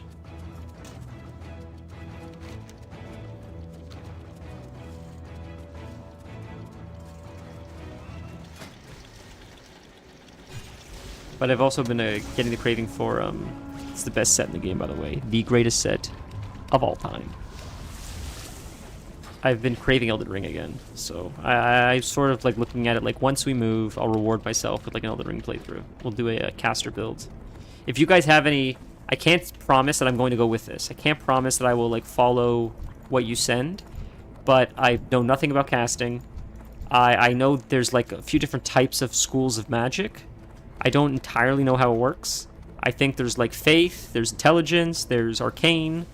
I don't really understand it. I'm gonna look into it. But if there's any builds that you think are like wacky or silly or cool or fun, send them to me on Discord. I'll take a look. I can't promise I'm gonna do it. I want to do it like looks fun, and I may switch it up in the playthrough as well. But I want to do strictly casting, like. And I guess that means we can use a melee weapon. We could bonk them in the head, you know. As long as it's like an intellect-based melee weapon. It has to be like, we're going pure like caster. So we can smack them, but it can't be like strength or dex-based. It has to be like int or faith or whatever. So I don't even know if that's a thing. I don't even know if casting has weapons like that or it's all just spells. I'm not sure. Like, that's how much of an idiot I am to this stuff. But I know there's all kinds of crazy builds. So if you guys know Elden Ring and you play spellcasting, you want to send me something that you think would be fun to see. I'm open to like checking out what's out there.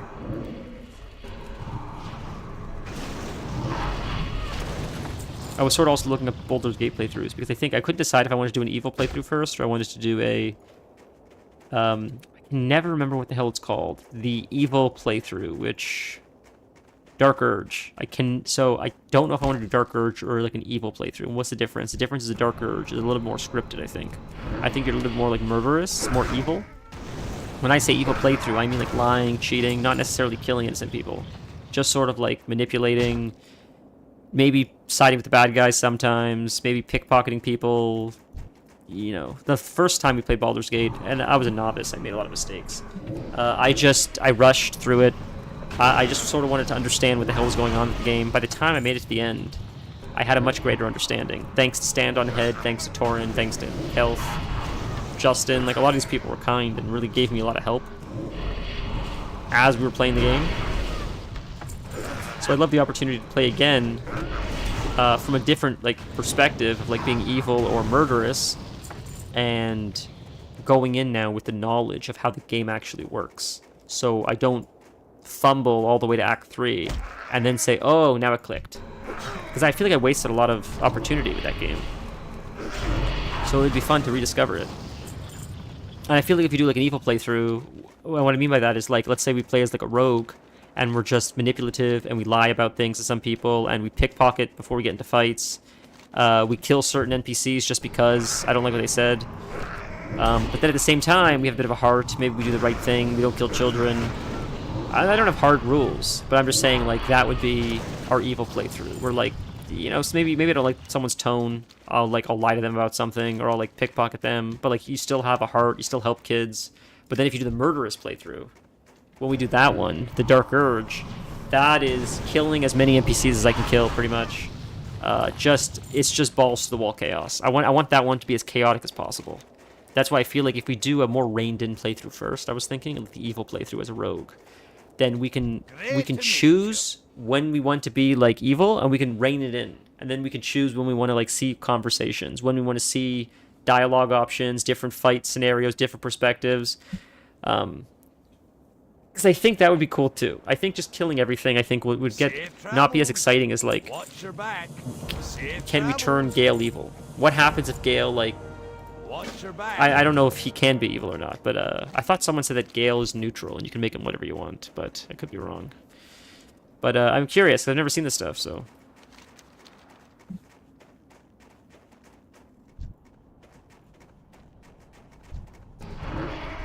I'm hoping that when we do the BG playthrough, Stand on Head will show up from time to time, because I can only imagine the help he would be able to provide. Him and Torin both.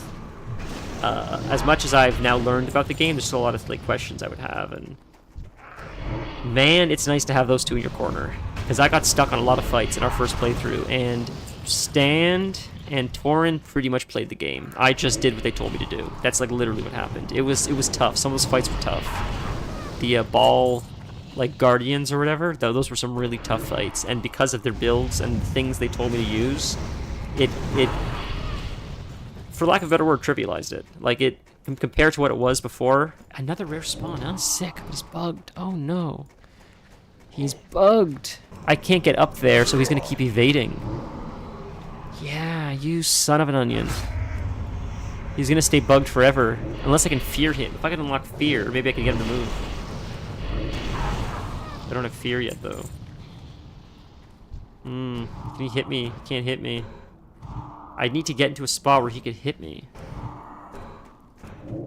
And then if he can smack me, then we should be able to evade. So he can hit me, but I can't hit him. Alright, forget it. Alright, I'll fight this guy.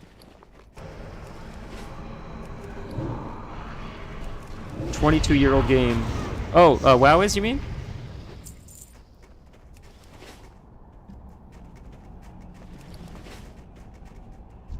Yeah, because the guy's getting stuck, you're saying, I understand. Yeah, man. There's a lot of... Oh, level 5. Man, I thought we were going to hit level 11. Is that another rare spawn? Oh, it's a big boy. I thought we were going to hit a rare spawn, or hit 11 by today, and I think we might still. We don't even have the Darkmoon Fair buff. We're just moving fast. And I'm yapping the whole damn time. But what else is new? Oh, the evade problem is never going away. But just today, vanilla, like the new patch dropped, and today was like a newer update for the patch, I guess, that dropped Tuesday last week. And people were logging in and getting stuck at the loading screen all morning.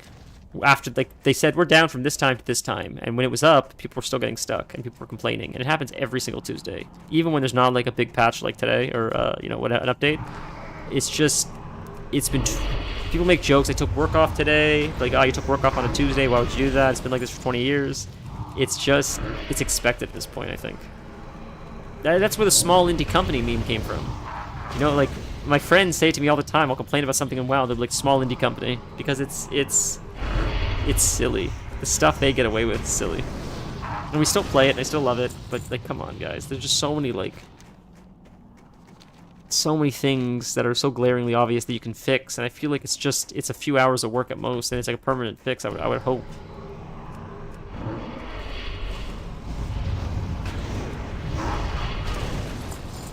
But I've heard at the same time that, like, WoW's made a spaghetti code, so whatever causes those mobs to, like, evade, to get stuck, would not just be as simple as, like, a quick fix. You'd have to, like, build it from the ground up, because it's been like that for 20 years, and you have to, like, go back into, like, 20 years of, like, spaghetti coding. That's the way people describe it. I don't know if that's an excuse. I don't know. I'm not smart enough. But that would make sense.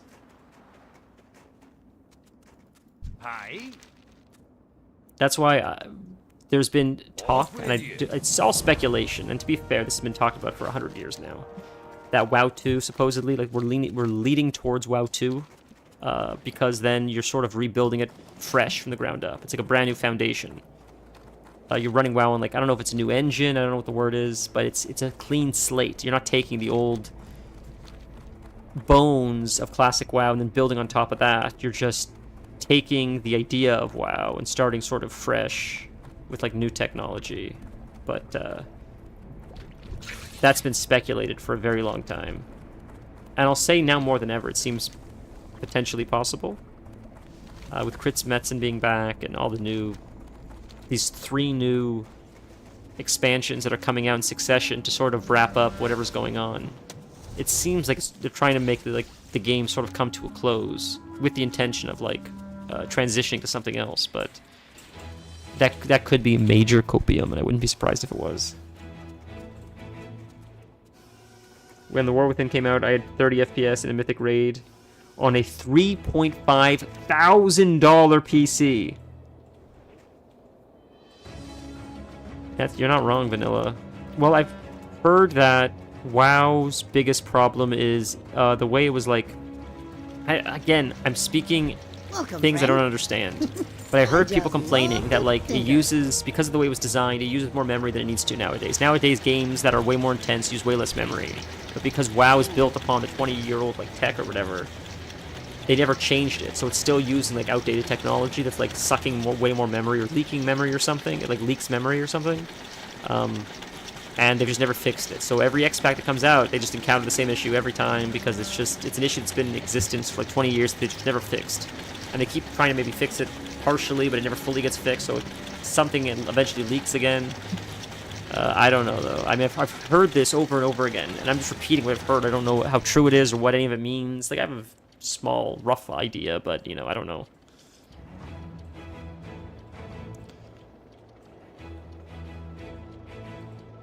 Okay. Oh, I thought we were waiting for a dialogue. I guess not. Okay, so we'll do these quests, and I think after these two, we're out. So we're level 5, we're 30 minutes in, and that's with me not shutting up, so... I think after these 2 quests, though, we're probably gonna maybe head here to kill the boss, and then we might go to Ironforge. Once we get to Ironforge, we can teleport to the Darkmoon Fair, and once we get to the Darkmoon Fair, we get the 10% experience buff, and that's when shit goes off the rails. Alright, let's do this. Oh, these idiots, they're boosting already. Good Christ, man. Oh, these morons.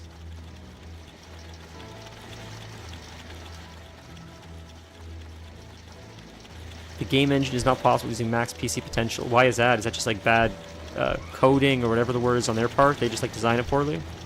That's not able to like use the technology appropriately?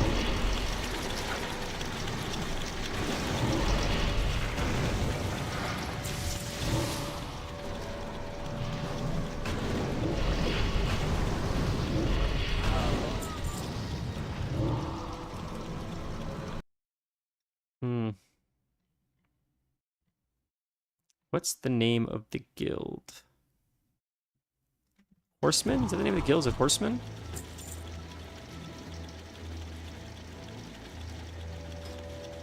It might be Horsemen. I think it might be Horsemen. I can't tell though.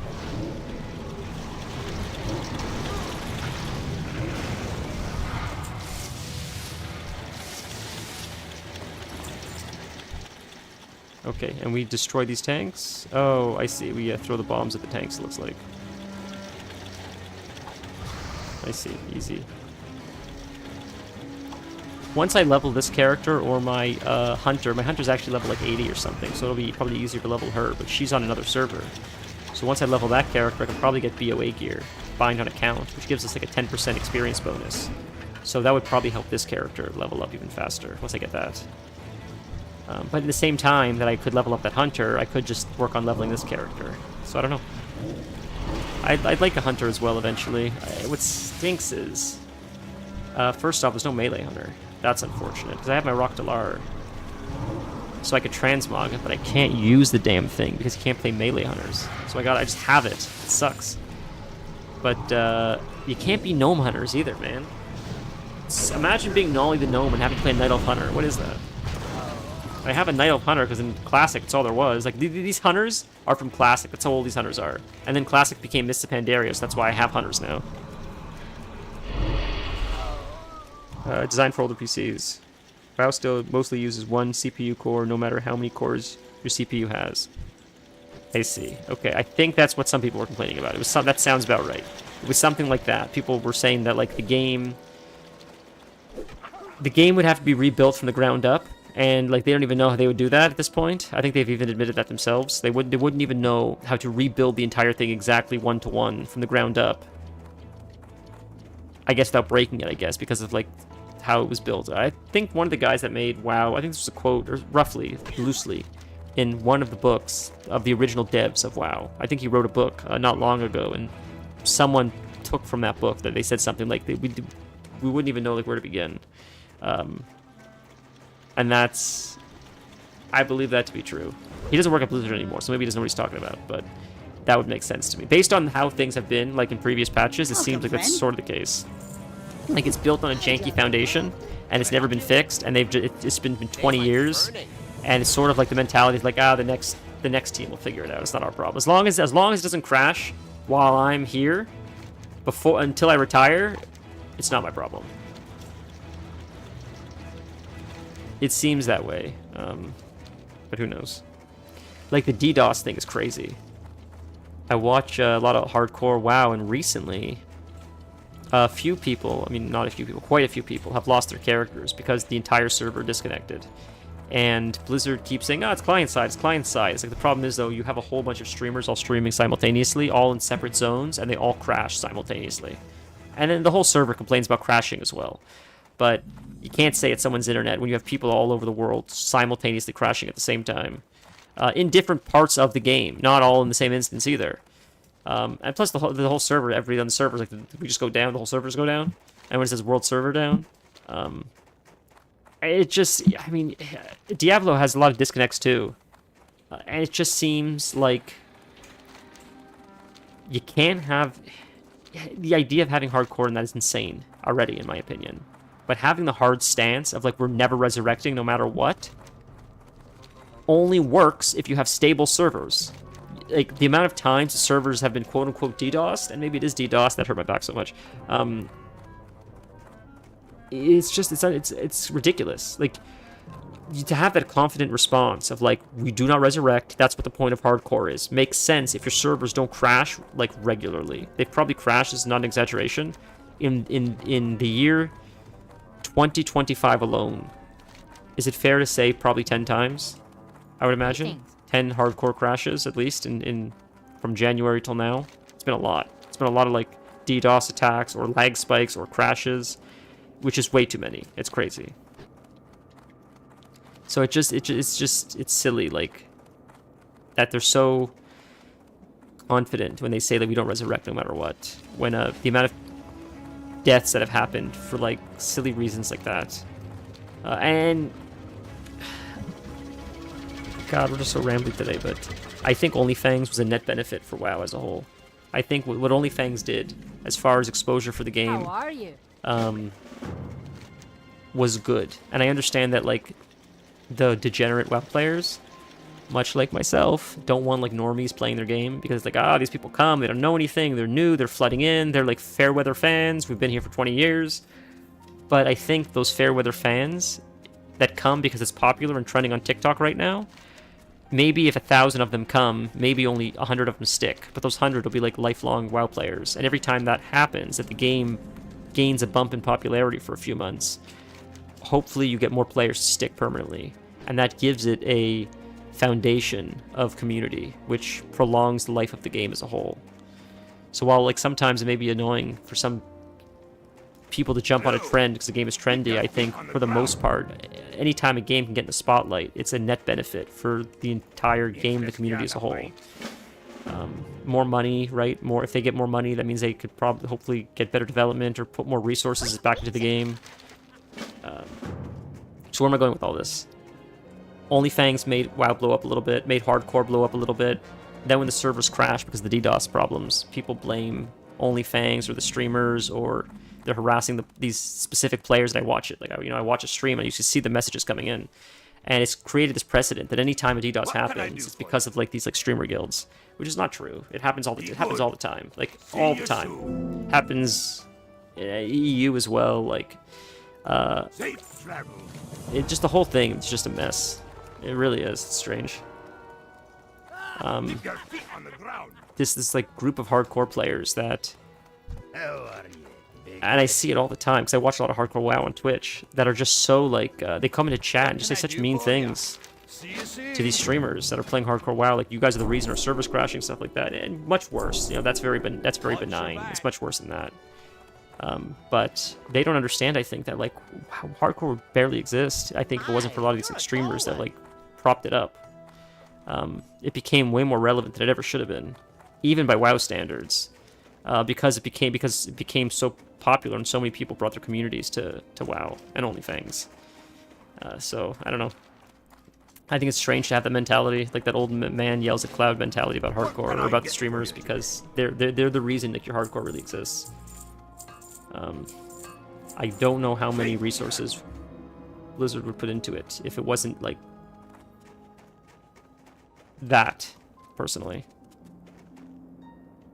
To be fair, with that being said, you can say I'm full of shit, but you know, classic WoW didn't even exist until the private servers became so popular because a lot of streamers were playing on private servers, and it was getting people like to talk more about WoW. I'm not saying streamers are the only reason it grew. That's not the only reason why it grew, but it certainly helped when people that are streaming to like 20 to 50,000 people every night are playing what classic WoW private servers. That's 20 to 50,000 more eyes than that wouldn't see it otherwise. So that's sort of my thinking, I guess. And this has nothing to do with like streamers at all. It just has to do with like exposure, positive exposure, or any kind of exposure generally is a net benefit for like the longevity of something.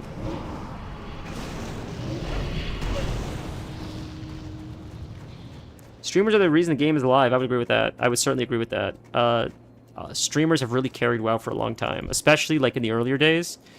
God, I know it's like a dirty word now, but man, Asmin has really carried this game for a long time. As far as his community events, like transmog competitions that he ran for a really long time, and then the other streamer guilds that also existed really carried this game for a long time. But I think Asmin, for a long time, was probably one of the biggest WoW streamers.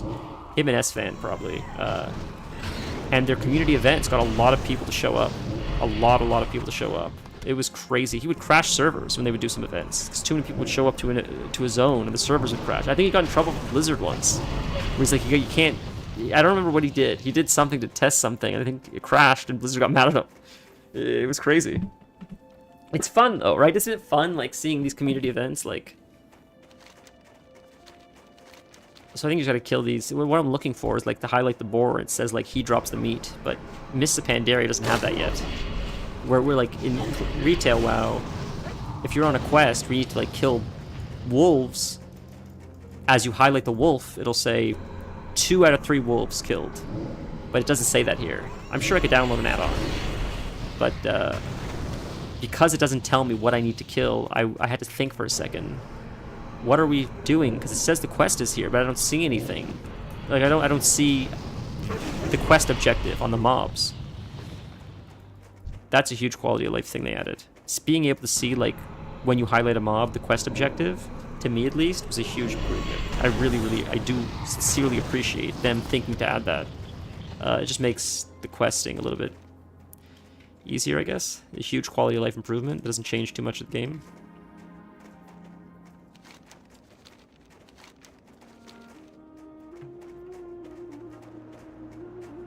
It's a shame that a lot of the consistent WoW streamers are mostly PvPers, because I think PvP is very niche, and even they would agree with that. Like, the numbers they pull aren't the numbers that like some of the other non-PvP streamers would pull back when like WoW was popular. Like in Mist days, Mist Pandaria, a lot of like big numbers.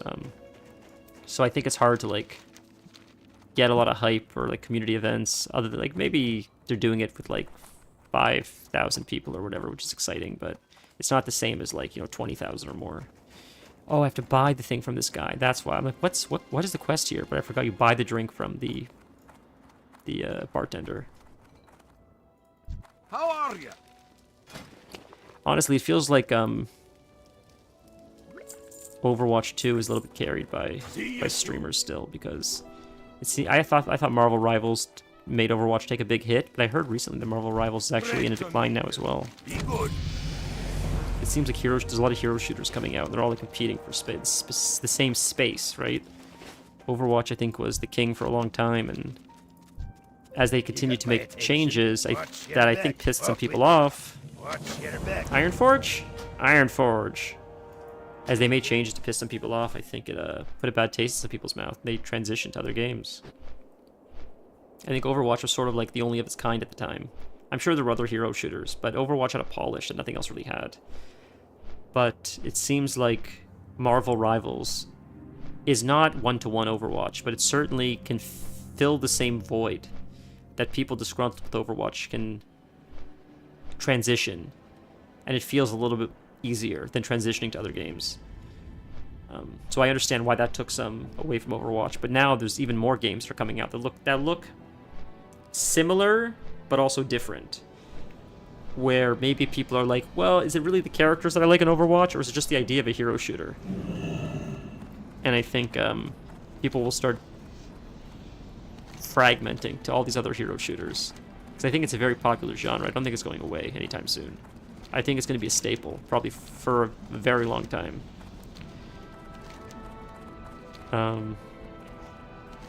But I think it will fragment. I think Overwatch had the biggest piece of the pie for a long time, and it's not going to last much longer because of the decisions they made. Well met. See you soon. Safe travel. Keep your feet And they on came the out. They're ground. coming out with a new character soon too. I saw recently. Be Some. good. I thought it was a tank. I'm not sure. But it's just like, how many characters does that game come out with, man? They got so many chefs in the kitchen. It's crazy. It's just too many now, in my opinion. Like, people were complaining that WoW doesn't have the new X-Pack doesn't have a new class coming out. And I don't know if we need a new class. What I would almost prefer instead of a new class is just open up the races. Safe Just let all the... What happens... Be good. And What's on your people have said this for a long time, but what happens if all the races could just be all the classes? Would that really like ruin the game for anyone, or would that just sort of make it cooler for people that want to play like a gnome druid? And there's like some logistics, like you'd have to come up with gnome druid forms. You'd have to come up with human druid forms, which is fair. I can imagine that would be a lot of work.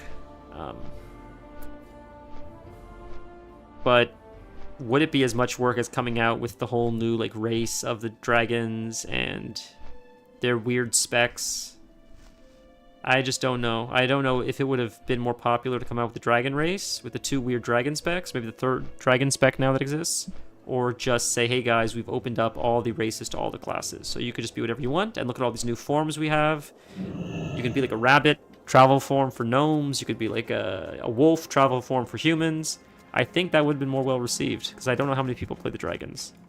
And I'm sure there are dragon mains that are like, screw you, it's my favorite class, I love it, I live and die by this thing, and you're not wrong. But if it never came out, you wouldn't know the difference. I just think that it gets to a point where you just keep adding classes. How are ya? See you soon. It's not even the races that's the problem. I don't even mind the races as much. It's more the classes. It's just you have so many classes. Like the balancing gets harder, and it just starts becoming more Clown Fiesta. I don't think races is really a problem. Like, I think the idea of races is cool. It adds more variety in the game, but like still a warlock is still a warlock, right? So like, I think there's more diminishing return to adding classes than there is What's on races.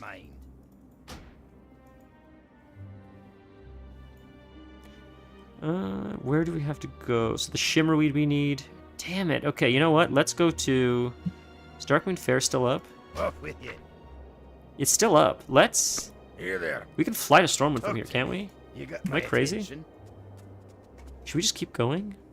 Or should we fly to What's Stormwind? on your You know what? Okay, he's bugged right now, so I can't use him right now. We're going to set our Hearthstone to here. This is what we're going to do. We're going to set our Hearthstone to here. God, LFG is popular. I wonder how long that's going to last. Great to meet Okay, you. make our inner home. See you soon. We do have quests around the area. They're right here. They seem pretty simple, but... What if we... We have to go to the Yeti Cave as well, right? Okay, you know what? That's what we'll do. There's probably another time we can probably go to Stormwind. So I was gonna go get a Darkmoon Fair buff, Hearth back, and then go do these quests with the 10% experience bonus. But I'm thinking we can probably quickly power through these with the 10% experience bonus.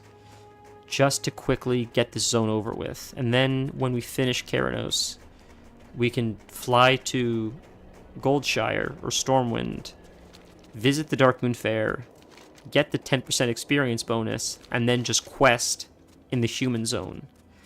Because then I know Goldshire very well. It's a lot of easy quests. We can transition to Westfall easily. We're very close to the Darkmoon Fair if our buff falls off.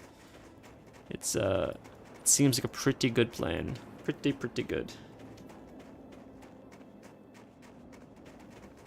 Yeah, I didn't know if you could run up all the way, but I guess you could. Good to know.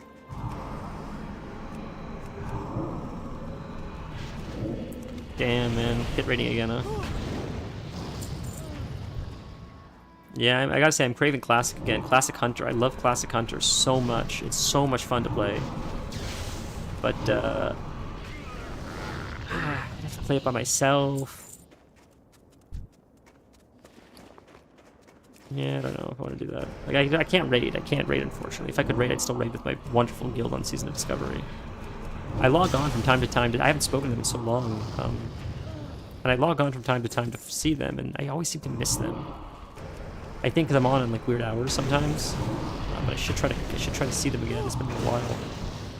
They were so cool. It's once in a while, like what made this game stick for me, I think, and I played it for like forever at this point. I was playing it from such a young age. Is the community. Is when you would join a guild, and it's a good guild, like I had in Season of Discovery. They're such kind people, and just the camaraderie and chat, and the gearing up, running dungeons for people that need it, and it's a very unique experience that I haven't felt in other games. And I've played games online before. My first experience online, I think, was... I'm going to say Xbox Live was before WoW, but maybe WoW was before Xbox Live, but... I remember getting an Xbox, joining Xbox Live, and when you sign up to Xbox Live at the very beginning, it says, how old are you? And of course I lied and said I was 18 when I wasn't. And it says, okay, do you want to go into the kids' chat room where it's like appropriate and you can't swear and I don't know, there's like only so much is available as far as features? Or do you want to go into the teenager chat room where like this is allowed? I don't remember what was allowed and what wasn't. Or do you want to go into the adult chat room where anything is allowed and you have to be 18 or older and there's no limitations? And I don't like there were tiers like that. I remember. You can Google this. Like I'm not making this shit up. And I chose like the unfiltered chat room. It was like that. There's like 3 tiers, like filtered, this, unfiltered. Warning, 18 plus, blah blah blah blah. And I chose the unfiltered chat room, and within seconds of joining it, it was just N-bombs and just classic internet. Just every slur you can imagine, people screaming over each other, and they mostly sound like they were like 13. And we're not talking about like 30-year-olds. Like these are like, it sounded like they were like probably like young kids, like all of us did, you know, screaming into the microphone. And I remember hearing it for the first time, hearing all these voices, and being like, this is insane. It was like a lobby of some kind. I don't remember what game it was. Halo or something, maybe. I don't remember it. This was 100 years ago. I just remember the first thing I heard was just people screaming racial slurs at each other. And it was chaos. And that was my first introduction to, like, truly the online experience. And it's sort of always been like that. It's never really changed, honestly. If anything, it's gotten a little bit more, like, vitriolic, I would say. I think a lot of back then, a lot of, like, the shit people would say was for like shock value. Now it seems a lot more actually targeted. You know, even in the early days of Overwatch, I would join Overwatch and some guy would be screaming like God knows what kind of slur into the microphone, so everybody that has speakers has their whole family hearing it. And even that dude, I don't think was malicious as much as you want to like say, well, why else would he be saying those words?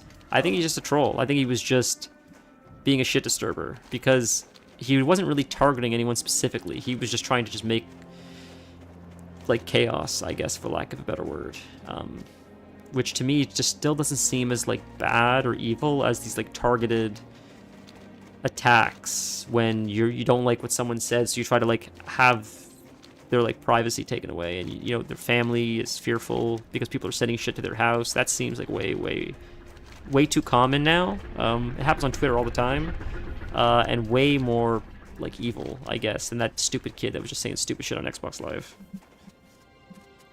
Like, it's crazy how far it's gone now. It's, you know, once in a while you hear about doxing. Once in a while. It was, and when you would hear it, you'd be like, oh, that's so scary that people would even think to do that or even knew how to do that.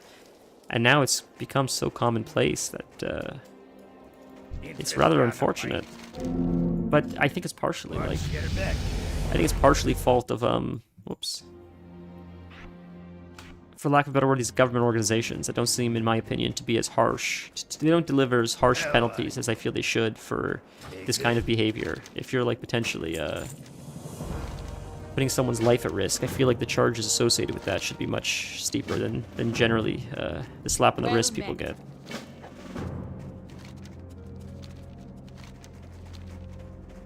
And I'm not one for penalties generally, but it seems like it's a very dangerous thing to be doing, you know, calling like SWAT teams on people and stuff, or just even exposing like personal address to kooks online. Like even that's a lot. That should come with serious repercussions.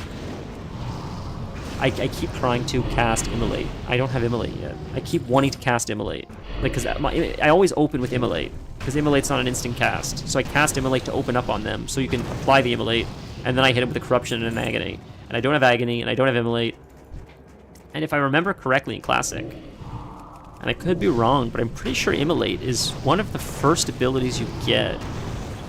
I thought you got like maybe Corruption, Agony, Immolate. Or something along like that. Like you got Immolate really, really early on. I'm pretty sure. Drain Life is nice to get now, but normally you wouldn't get this early, I don't think. Oh, Torin! It's nice to see you. I don't know how I missed your message. I have not seen how many characters League of Legends has, but it's the same thing. It's like, it's just too many chefs in the kitchen, man. It's crazy. It's so silly. Maybe they do a better job balancing it. Maybe they do. I don't know. I wouldn't even... I think League would get confusing, though, if, like, the characters or whatever. What's interesting about League is, though, is... the characters have very different skins, right? But you're still able to identify them as the characters. Because I think something that's very important to WoW is any race they add needs to be identifiable as like, oh, that's clearly a hunter, that's clearly a warlock. Like their animations need to be identifiable as like, okay, we know what this is in PvP without having to like really concentrate. You should be able to identify a gnome warlock just as much as an ogre warlock or a human warlock. And I guess League is able to maintain this, like, ability to have these crazy skins that they have, but still have the players, without even thinking, just automatically recognize them as whatever hero they're supposed to be. That's an interesting balance. Because I've seen some of the skins, and they're very... I think League's... or I thought one of their biggest draws or money makers is their skins, I thought. But I could be wrong.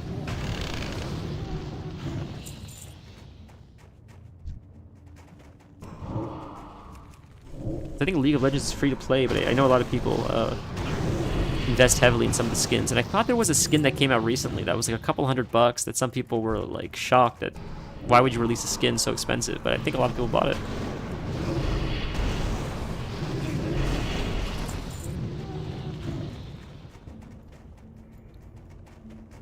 But I do believe people are very visual, and if WoW didn't come out with a new class for a while, they just like open the floodgate on races and just let like all classes be all classes. I think that would sustain a lot of people's interest in like leveling new stuff for quite a while.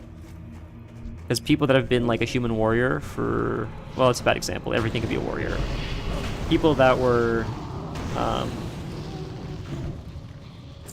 give you an example. I've always wanted to be a night elf hunter. Not night elf, a gnome hunter. I've always wanted to be a gnome hunter forever. And the second gnome hunters came out, I think in Legion, I made a gnome hunter immediately. And I had hunters the whole way up. And when new races would come out with hunters, I'd be like, yeah, that race is cooler than the race I'm currently playing, so I'll switch races. And then when another one would come out, I'd switch again, because I'm like, that still looks cooler than what I'm playing. It's still not a gnome, but it's still cooler. So I would switch. And then when a gnome came out, I switched again, and I have my gnome hunter now, and I'm thrilled. And I think there's a lot of players that are like, damn, I would love to play this class, but this race can't be that class. But if it could, I would like transition in a heartbeat. Okay, this is everything. My idea is probably terrible from like a logistic perspective. Like, oh, there's one more person to look for. It's deeper in the cave, I think. I feel like devs that are listening are like, yeah, it's all great and dandy, but it doesn't make us money, so it's a stupid idea. And I feel like they're not wrong. They're probably not wrong.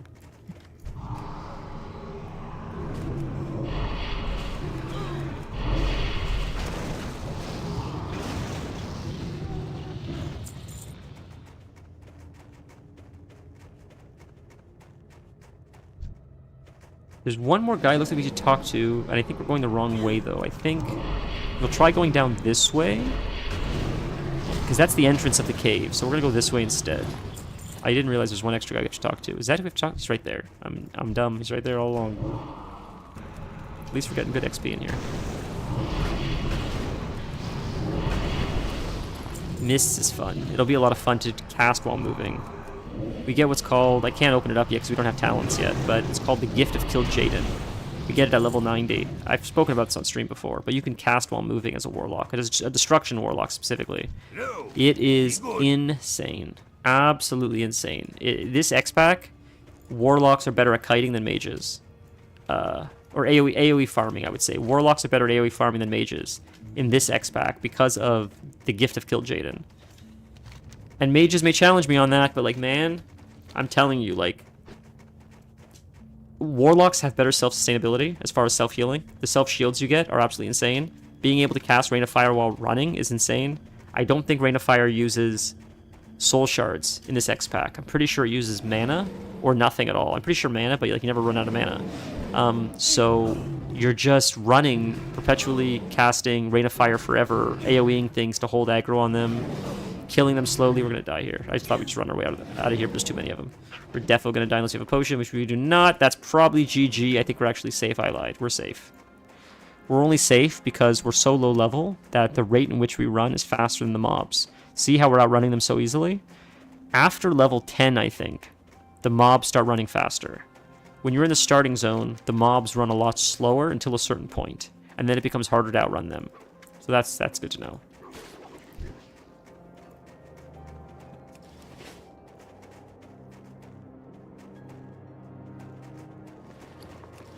So I realized I'm going to be streaming on my birthday. A stream is going to fall on my birthday, which is, I think, a week Thursday? No, I'm an idiot. It's more than that. It's, oh no, I lied. It is a week Thursday. It is a week Thursday. Yeah, it's the 21st. So we'll be streaming here, and then we'll be streaming our normal schedule, and then on the day of my birthday, we'll be streaming because the plans I have for my birthday are later in the day. So that means we'll be able to do a birthday stream, which is exciting. Welcome. Safe travels. Keep your feet on the ground. I don't really have anything planned, but you know, it's just fun. It's fun. I'm grateful. I am very fortunate and grateful that I get the opportunity to spend it with, like, chatting with you guys. You guys are fun. Can I help you? Off and away. Oh my god, I just want to go. It keeps sending us here. At some point, it's going to send us to, like, Ironforge or the next zone, and I just want to get that so I can go to Stormwind. I could just drop this stuff and head to Goldshire. I don't have to keep finishing this, but it's just like, oh, just... It's giving us decent XP, it's all close to each other, so we'll get it done. We've been playing for an hour, I didn't realize that, and we're already level 7, and we've barely been paying attention. So, that's pretty good. It's going to slow down, obviously, eventually. But, for an hour, level 7 is... I'll take it. Oh, you'll have to wake up early that day. Yeah, you don't have to, don't do that, you know. It's silly. I just noticed I was talking to the fiance today, and she mentioned I didn't even know when my birthday was. I wasn't even looking at a calendar. I just knew it was coming up. Like, I knew it was the 21st, but I didn't know what day the 21st was. If it's not like the week of, I don't know what day that is until, like, unless I have an appointment that day or something. But since she told me it was a Thursday, it's like, oh, that's good. That works then. We can stream that. That'd be fun.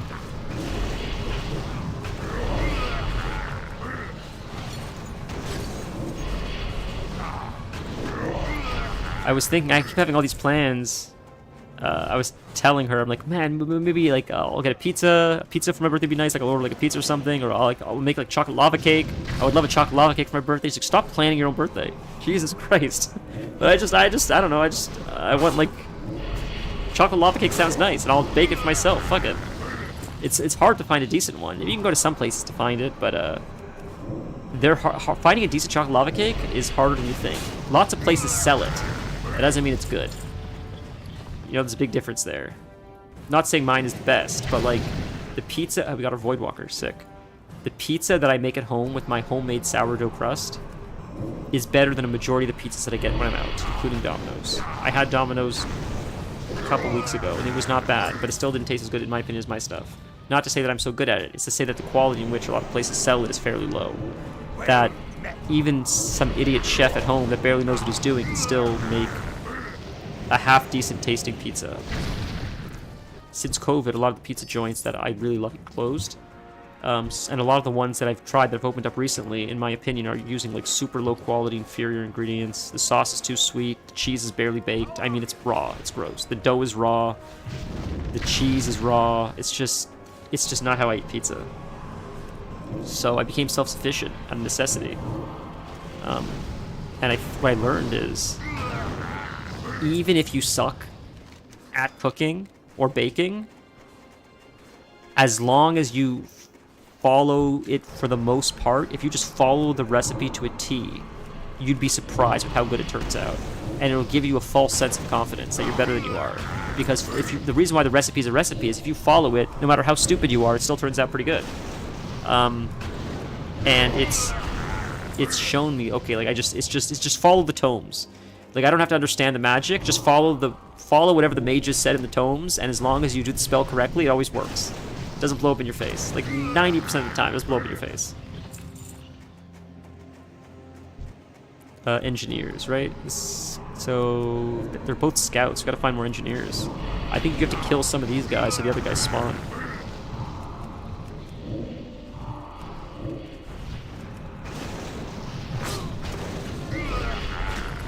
And some things you won't be able to do better. Like I mean, I can't. There's no decent bagels around here. You know, as man growing up in a Jewish neighborhood. Like, I take my bagels very seriously, and this new neighborhood we moved to, the bagels stink. They're heavy, and they're just not very good, and, like, I miss my old, like, Eastern European Jewish bagels, so I've been trying to recreate those. Whenever I go to my parents', like, where I grew up, lots of bagels. I stock up on them, but I want to create them at home. I want to make them, and it's hard to not make them so heavy. The bagels I make at home now are heavy like all the bagels I find around me. They're just these dense dough balls, and I want to try to add more aeration to it. So I just gotta find a better recipe, I think. I think it's probably in the dough. Not just in the kneading of the dough or the aeration of the dough, but I feel like it's also probably related to, I would imagine, the ingredients. I know molasses is popular instead of sugar in some bagel recipes. No, not molasses, barley. I think it's barley. I think they use barley in a lot of bagel recipes. And same with New York pizza dough. They use barley, I'm pretty sure. Barley malt. Barley malt. That's what they use. And a lot of bagels and a lot of New York pizza doughs, which I have an idea what it is. But I'm told you can get it at, like, drink stores. Like, those stores where you make your own beer. They sell barley malt, I'm pretty sure, which you can then put into pizza dough and bagels to give it like that.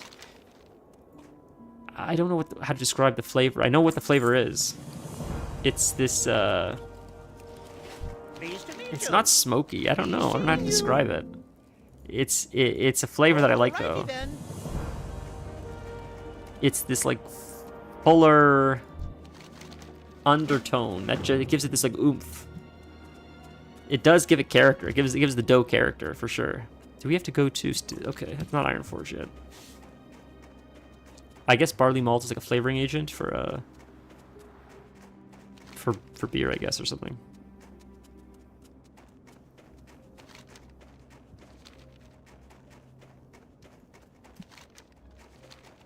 Monkey Run looking for DPS and tank. This guy's spamming like a son of a bitch.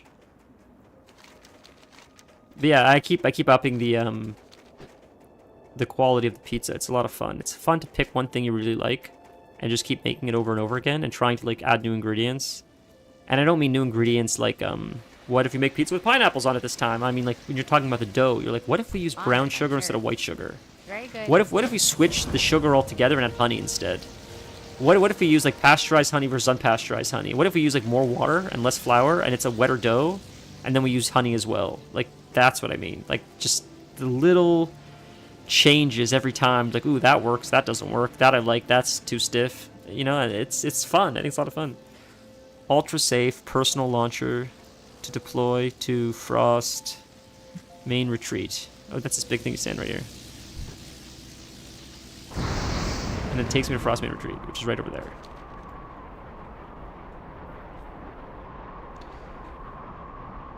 Oh no, I've heard of malt shakes. I've never had them though, but I've heard of them before. I've had malt balls before, like Maltesers. I'm not sure what malt is exactly. It's like a black syrup, right? Is it from rye or wheat or something? Hey, be seeing you. I've heard of malt shakes though. They sound good. I mean, I was actually thinking for my birthday, I thought it'd be really cool to get like a tub of. I don't know if they make lactose-free Haagen-Dazs. They do. Maybe I should get that.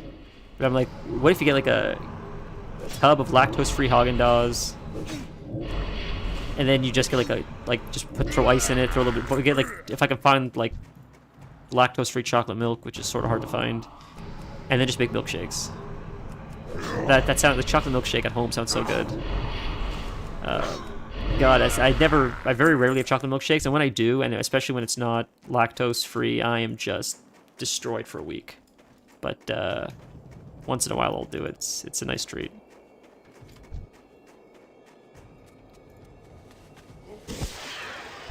Frostmane Builder Shrunk. So we kill these guys. Oh, we shrink the guy to our right, we kill the guys to our left. So we kill the warriors, we shrink the builders.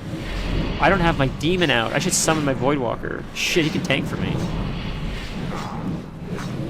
We're gonna die here. We're gonna die here. If we don't heal. Probably gonna die anyways. That's GG, boys. That's our first death. Oh no. My fault. Alright. My fault for talking and not having a Voidwalker out. My demon must have died a while ago. Let's open up our tabs for our action bars. Like that. We'll throw out... Our summon demon we'll just throw here, but then I want the Voidwalker specifically on shift 2. We'll throw the imp just over here. I don't need to summon the imp very often. What's our Voidwalker's name? Juckgore. Hey, it sounds like Botgore. Just freeze bananas, blend them with ice and almond milk to make a sort of milkshake. Ooh, that sounds really good, actually. It sounds really healthy. I normally make smoothies with, like, bananas and frozen blueberries, stuff like that. But I've never done it like that. That's interesting. But I want a chocolate milkshake. I like chocolate milkshakes. A real unhealthy chocolate milkshake. Ooh, but I did say I was thinking about doing chocolate lava cakes for my birthday. I can't do chocolate milkshakes and chocolate lava cakes. Not even because, like, oh, it's unhealthy. Like, if it's your birthday, who gives a shit? Have fun. But I cap out pretty early on with sweets. I like salt, I think, but I cap out pretty early with sweets. I say I like salt. I do like salt, but, like, even... I don't eat very much. I eat the same things, which is, like, pizza and oatmeal, pretty much. But... like chicken, boring plain chicken, like broccoli. It's like, it's boring. I eat fucking boring. But I can eat a lot of pizza to the point where I get sick. And I can never get sick of it. I can eat pizza every single day. I can eat pizza twice a day, every single day, and never get sick. I can't port back. You only get the one port, and you gotta walk back manually if you die. That sucks. That sounds really good. Wow, Torn, that's a really healthy recipe. Holy man. I've heard of, recently I was learning about cacao versus coca. Coca, however you say it. And cacao is the unrefined version, I think, of the bean. It's like, it's higher, I think, in antioxidants and phytonutrients and all that stuff. And I think the cocoa, I think, or coca, however you say it, are they all the same thing? I think it still has a lot of the benefits that cacao has. I think just the refinement process burns away some of the added benefits, as does, like, any time you roast anything, I think. I think they're ground and roasted, I think, the beans. That turns it into, like, cocoa or something. So it's still, like, super high in antioxidants, but it's also high in oxalates, I think, which, if you have, like, kidney problems or kidney stones, I think you have to be careful of. Same with, like, what's the word? I can never say it. It's a word for leafy greens. Carficerus or something. I always know it, but I just barely know it enough to see it and read it and know what it means, but not to pronounce it. But I think also leafy greens also have like high oxalate, so you gotta be careful with like kidney stones, or it can give you kidney stones if you eat too much of it or something. Why do I know all this useless stuff? Because I'm a hypochondriac, that's why. Because anytime I learn about anything, like, yeah, but how can it kill me? How can I die from this? That's my life, literally.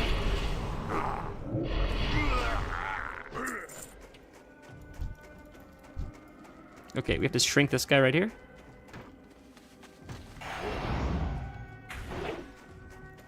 We'll shrink this guy right here.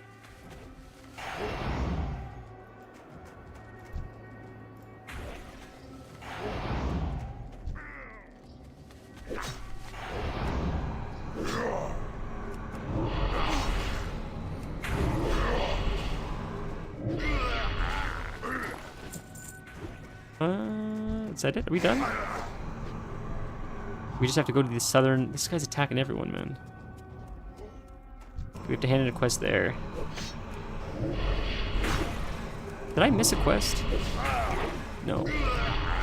I thought we fought the big gnome guy, but I guess we never fought him. Unless we did, I don't remember, but I thought we would, but...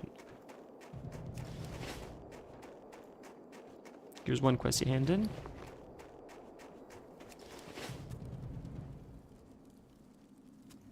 We have to kill the berserker guy too. Oh, don't eliminate. No, no, no. So the berserker boss guy should be around here somewhere.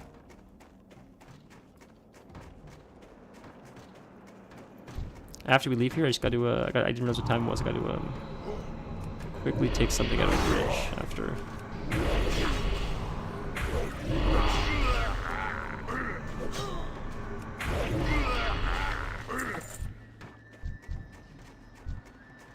Oh, it's back there, actually. I'm an idiot. Whoops. It's going the wrong way. Oh, lots of people doing a Shaw. That's fun. It'd be fun to run Shaw. Shaw of Anger. There's the big guy in the middle we need. I see him right there. Dancing by himself.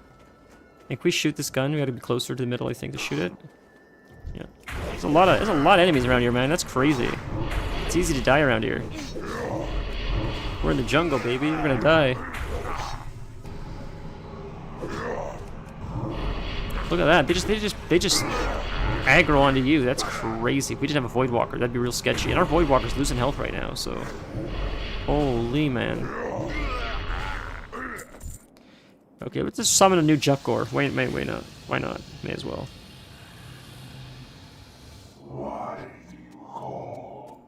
We'll fight this guy really quick.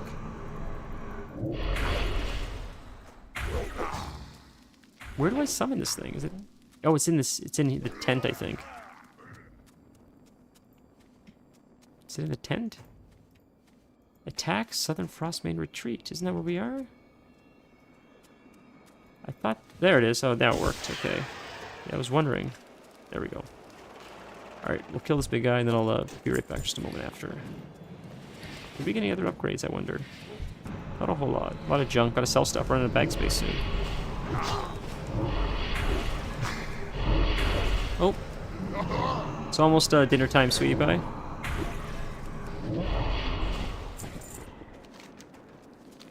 Let's just run to the camp.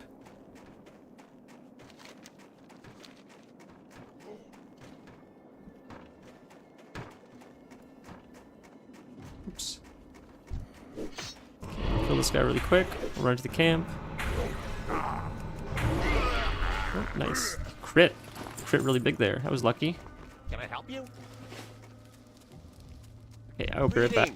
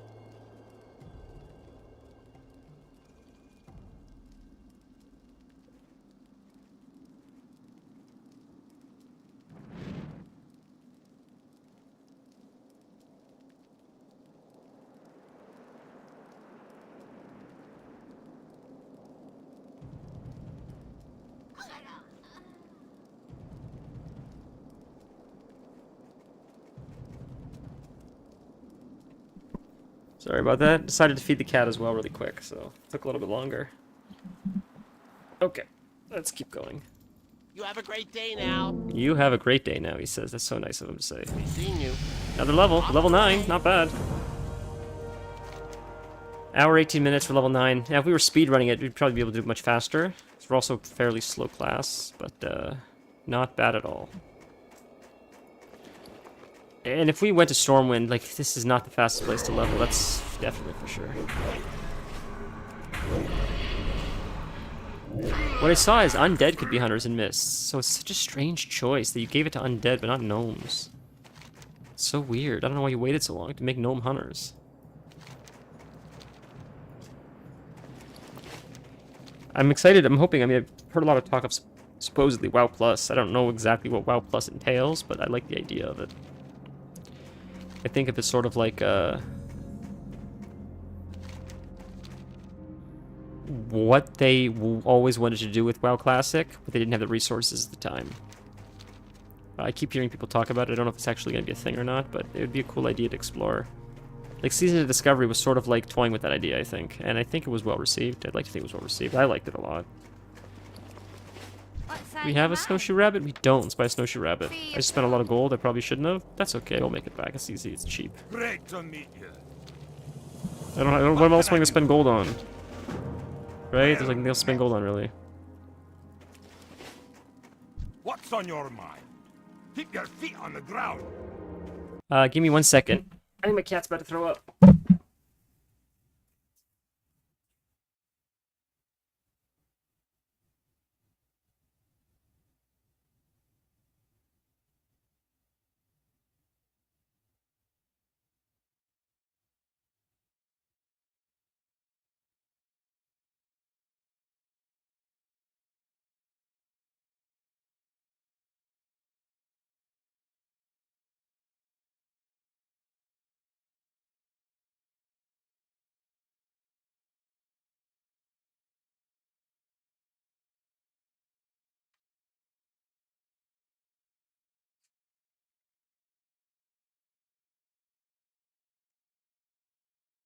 Hey. It may have been a false alarm. I think I'm crazy. I thought normally she warns us. She makes a noise, like a certain meow, and she's like warning us she's gonna be sick. So I thought I heard that meow. She does it every time. Every single time. But I think she's just being noisy today. So 1 sec. 1 sec, Torn. I saw you were saying something.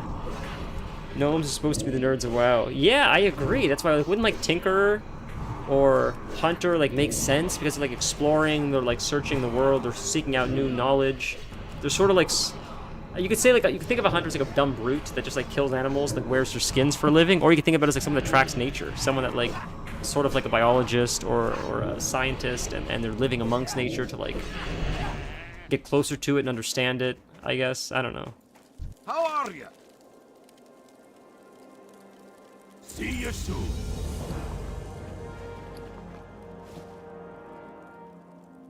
Like I guess the lore justification could be that there's. Did I screw this quest up? I think. You So got my attention. Oh no. See you soon. I think we did it. I guess you could justify it as like, well, maybe marksmen or survivalists are like where the hide of the animal. But then you could justify like beast mastery maybe are like different. They're like studying the animal. They're trying to get close to the animal. They're sort of like Jane Goodall kind of environmentalists instead of just like hunters that hunt the animal. Because Beastmaster specifically works with the animal, right? The animal does the tanking, and you have a bond with the whole story. Is like when you read the lore, like you have a bond with the animal. What can I do for I don't you? know. I don't know. Off with you. I'm trying to like justify WoW logic as if WoW's not like, you know what? Screw it. Sylvanas is now a good guy. We said so. That's just what WoW does. Like, we changed our mind. Sylvanas is now an orc, and she is the leader of Stormwind.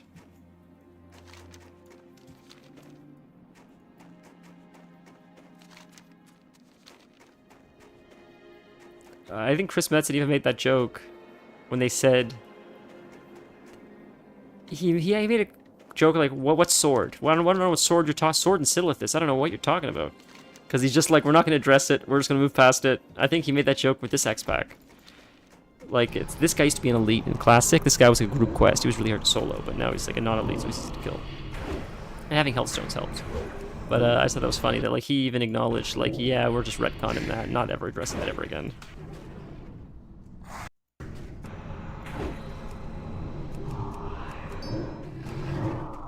Ooh, we missed that dot. That is crazy.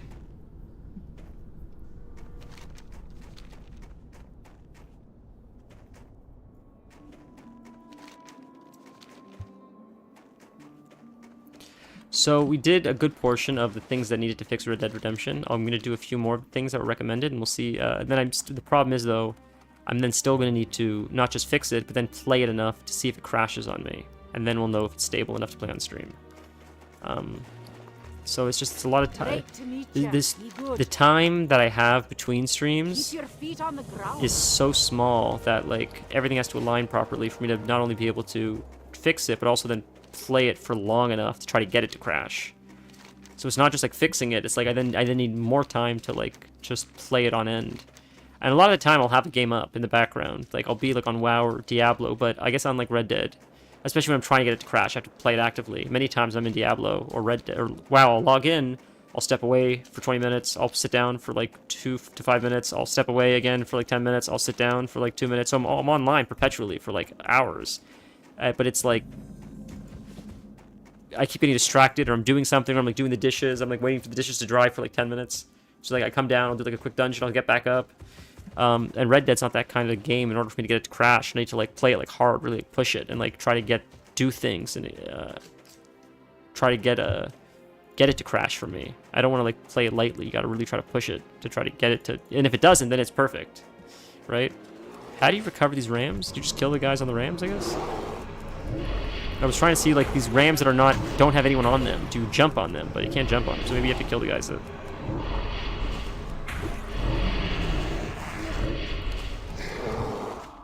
Okay, that didn't do anything either. I don't think the ram ran back. So we don't have an item. Am I supposed to? Oh, slash whistle. I thought there was like a whistle item, but it's you slash whistle.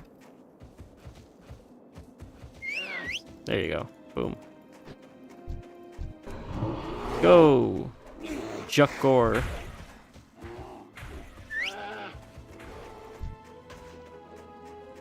I always like the brown rams the most. The brown rams are the coolest rams of them all. Oh, it's a rare! Nice! We found 2 or 3 rares today. One we didn't kill because it was like evading or whatever, but aren't the brown rams so cool? After I said, by the way, that Torin joke you made, Torin, I still think about that every day. Isn't it cool? We got 3 color bags. We got red, green, and blue. But, man, after I said it on stream, I was questioning myself. Like, am I crazy? Do High Mountain Torin really have the same amount of skins as the regular Torin? But no, I checked it. The Torin have way more skins than High Mountain Torin do. That sucks. That really stinks. And maybe I'm, like, so nitpicky, but, like, I leveled a Worgen Death Knight and a Worgen Warrior. Because for the Worgen Death Knight, I like the idea of using white fur and having glowing red eyes in like Death Knight plate. I thought that looked cool. And then at the same time, I thought the idea of having black fur in like tier 2 transmog or just like fiery looking transmog for a warrior would look really cool. So like that's how like I literally leveled the same race twice. For 2 separate colors, and you could change it at the barbershop. You could change the fur at the barbershop, but I had an idea of like, okay, white fur, red eyes, like blue transmog for Frost DK. That just looks like the colors look really cool. Like the Frost with the white fur, with the glowing red eyes, with the DK spells. It just, I don't know, it just looks sick. So I'm nuts like that. So that's why I'm like so frustrated with the like give us more options, more fur options for our High Mountain. What the fuck? It's there. It's almost a 1-to-1. There's no reason you can't just take the Tauren skins and give them to High Mountain. You literally the High Mountain is the Tauren model. Well, which is the unlock. Give us cow. Why do we have cow models? I don't think High Mountain have any cow looking models. Tauren have like 3 or 4 cow patterns as well. My god, man. What are you doing? And then you compare like High Mountain Tauren to Void Elves. It's crazy how many like color palettes Void Elves have. Like, it's crazy. They have, like, all the Blood Elf skin tones, and they also have, like, purple, dark purple, light purple, gray, white, undead. It's crazy. Some races get a lot of love.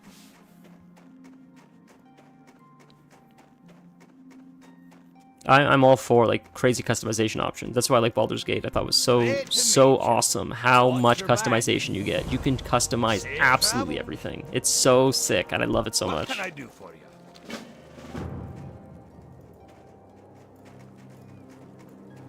Go to... Oh, no. Okay, this is the part, I think.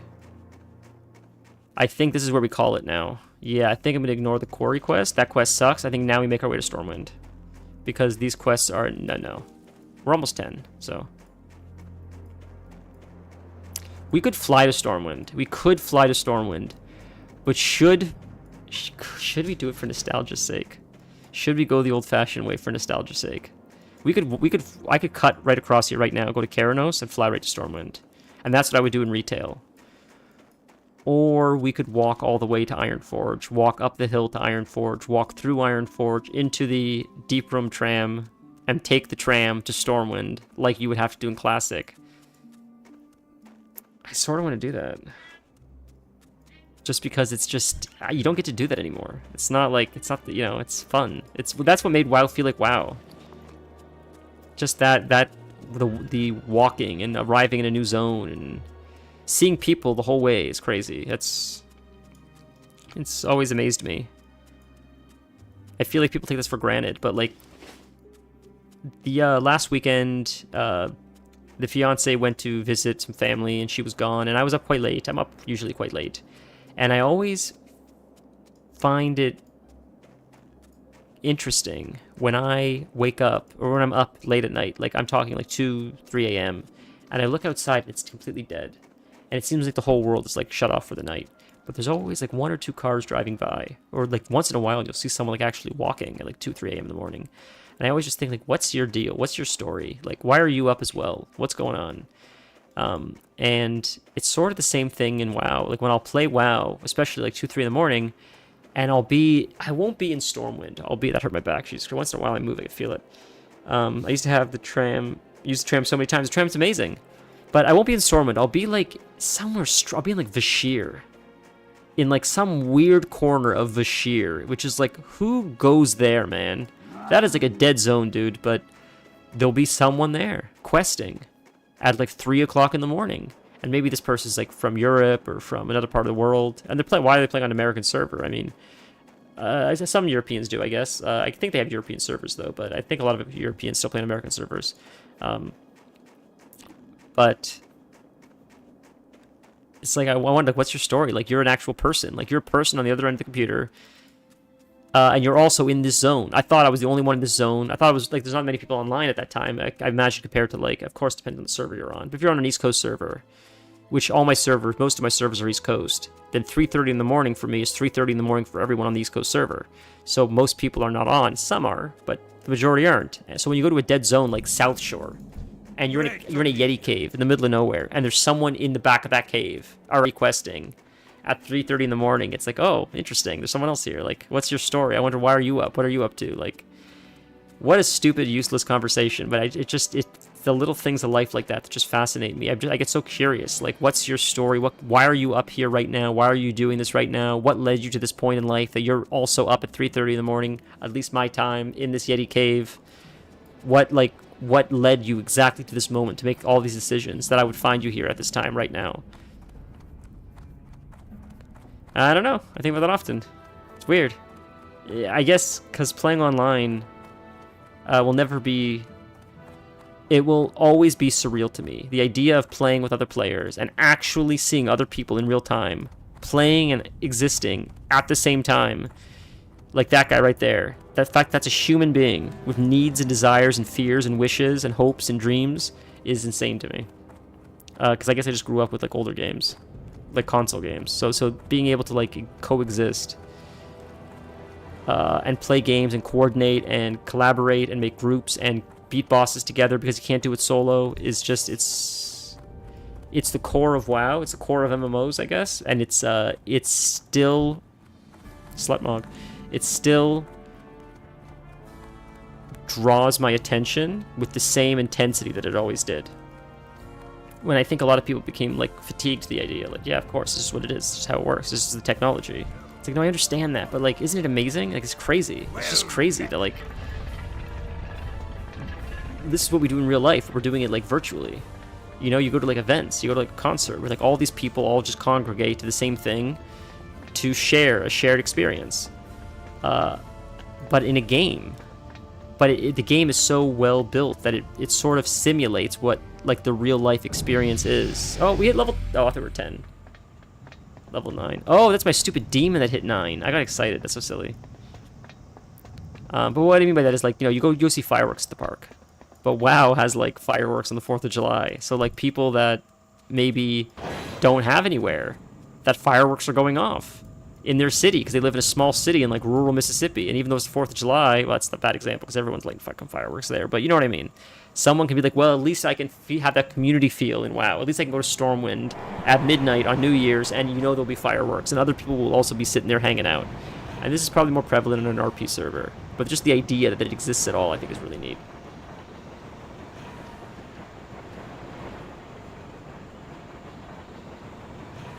God, what was in our coffee today, man? Jesus, Japanese.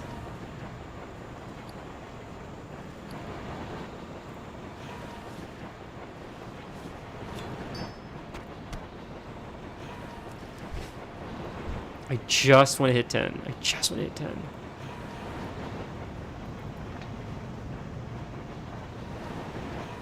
So that's, I mean, it's a pretty good day as far as like leveling this character went. You know, we did it pretty quick. Only an hour 35 minutes. We're already almost 10. So that's pretty good. And I said 11. I said level 11. And we're pretty close. And we're wasting a lot of time, right? Like taking the tram, we could have flown. Whoops! I fell. Ooh. Is Brawler's Guild? Brawler's Guild, guys. Oh, forgot about Brawler's Guild. Oh my god. We gotta do Brawler's Guild. I'll never forget. I did Brawler's Guild in Mists of Pandaria on a Warlock. Without, like, cheesing it, I guess. And I don't really care if you cheese it. Who cares if you cheese it? But it was just like, god damn, that was tough. And then I found out after that you could make a macro to like do your whole rotation in one button. Like that exists now for WoW. Recently they came out with that. But I don't know if it was just hunters or everyone, but I know hunters could for sure. They were able to set up a macro where it did every button in like succession. So for some of the fights, it trivialized the fights because you could only focus on the mechanics. You didn't have to focus on your rotation. You could just spam the one button and it did your rotation. So it made it easier. And I did that. I knew about that after I did this difficult thing. Now, would I have used that macro? I don't know, but man, I definitely could have saved a lot of time if I did. But I don't even know if it worked for Warlocks. It may have just been a hunter thing. I'm not sure. But there was a hunter who's definitely not watching this, PD Pablo, and he did it, and he did it with, I think he told me he did it with the macro. He made the macro that it made your whole rotation like one button. So you would just keep pressing like 7 over and over again, and it would do like Serpent Sting, Aim Shot, Multi-Shot, Glaive Shot, back to Serpent Sting, back to it would rotate it. Yeah. Oh look, it's populated. Stormwind. So this server is more popular than the one I was on. I was on a PvE server and it was dead. This server is very populated, so that's really cool. Happy to see. I'm sure the Panda Zones are busy on all the servers, but Stormwind was not. But this Stormwind here is busy, so that's exciting. We'll go to the Dark Moon Fair. We'll get an achievement.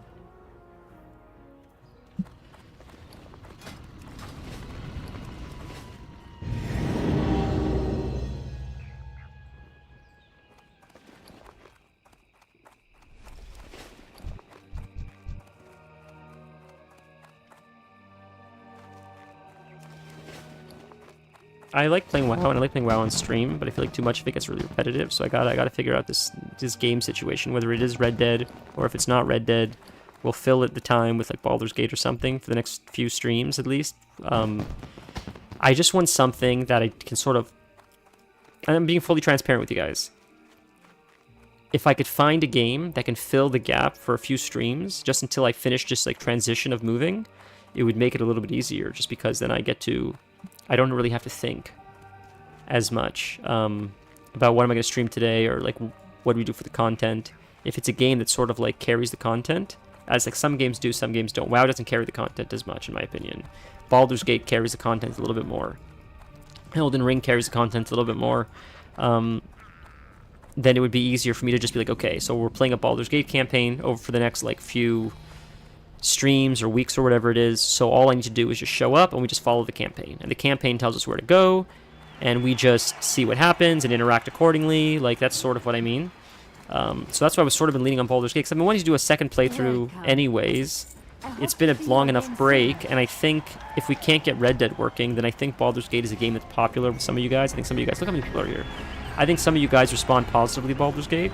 I enjoy it as well, so I'm hoping it would be a net positive experience for the majority of people that are that show up to the stream. And it would allow me the opportunity to sort of offload my thinking related to like stream content for a little bit, because then I can just focus on like moving and the logistics associated with that, moving everything over, and then I still feel when we do show up to stream, there's like quality content, because in my opinion, Baldur's Gate is a very entertaining game to play. But at the same time, it's very sort of puts you on a track.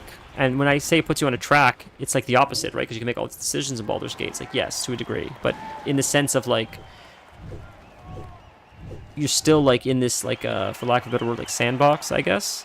So you can go many different directions, but, like, it still sort of puts you on, like, all right, what? So once you pick a direction, like, you just sort of keep just, like, following a direction, I guess. For lack of a better word, if that makes sense. WoW seems a little more open-ended than Baldur's Gate does. There's sort of more of a general objective in Baldur's Gate. Even if you, you know, shit all over it. If they're like, you know, save or go kill Ketheric Thorn, and then you side with them, even though you sort of like shit the bed with the objective, you still like have like a North Star, I guess. WoW has a little bit less of a North Star, in my opinion. What a rambly way to say that, but same with like I think most traditional games have a strong North Star. Where if you're playing Baldur's Gate, you get to the end. If you play you know, Assassin's Creed, Sekiro, Elden Ring, you're trying to get to the end, even if you make questionable decisions along the way. Same with Red Dead, you're trying to get to the end. You can play the game, I guess, forever afterwards as well, but ultimately, like, people understand. It's like, there's like Act 1, Act 2, Act 3. Oh, it's the rock show. I don't want to watch the rock show, though, because I don't want to lose my Darkmoon Fair buff. Sekiro was a perfect example of, like, being on a track, because you could skip bosses. Same with Elden Ring, you could skip bosses, you could skip all kinds of stuff, but, like, ultimately, like, you log in, you're like, okay, what are we doing today? It's like, well, we have this quest, we have this quest, we have this quest. Let's just follow the quest. Let's just see where it takes us, see what happens. See you later. Hello. See you around. King's honor, friend. Light bless you. Light be with you. Go with honor, friend. For the Alliance. Be careful. Because normally what I do is, For the Alliance. Go with honor, I'll just pick a game and we'll just like we'll play it through, and then we'll just pick something else. Whoops, I did not mean to do that. That was dumb. Damn, what a waste. What a waste. But we can hand in the quest, that's fine.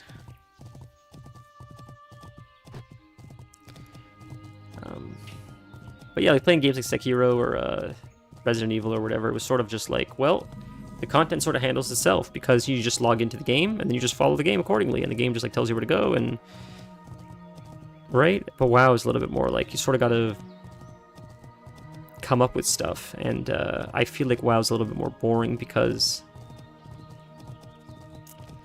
the content isn't super exciting right now. I think raiding is more exciting. The leveling is very chill, but I think if you always have like chill streams, I don't think it's as I think the content lacks a little bit. Maybe I'm wrong. Maybe some people prefer that. They just always want leveling streams. But I think if you have a few leveling streams and then sprinkle in like more excitement, I think that makes for better quality content. And not just for me to like play it, but also for people to view it, right? I mean, I am considerate of that.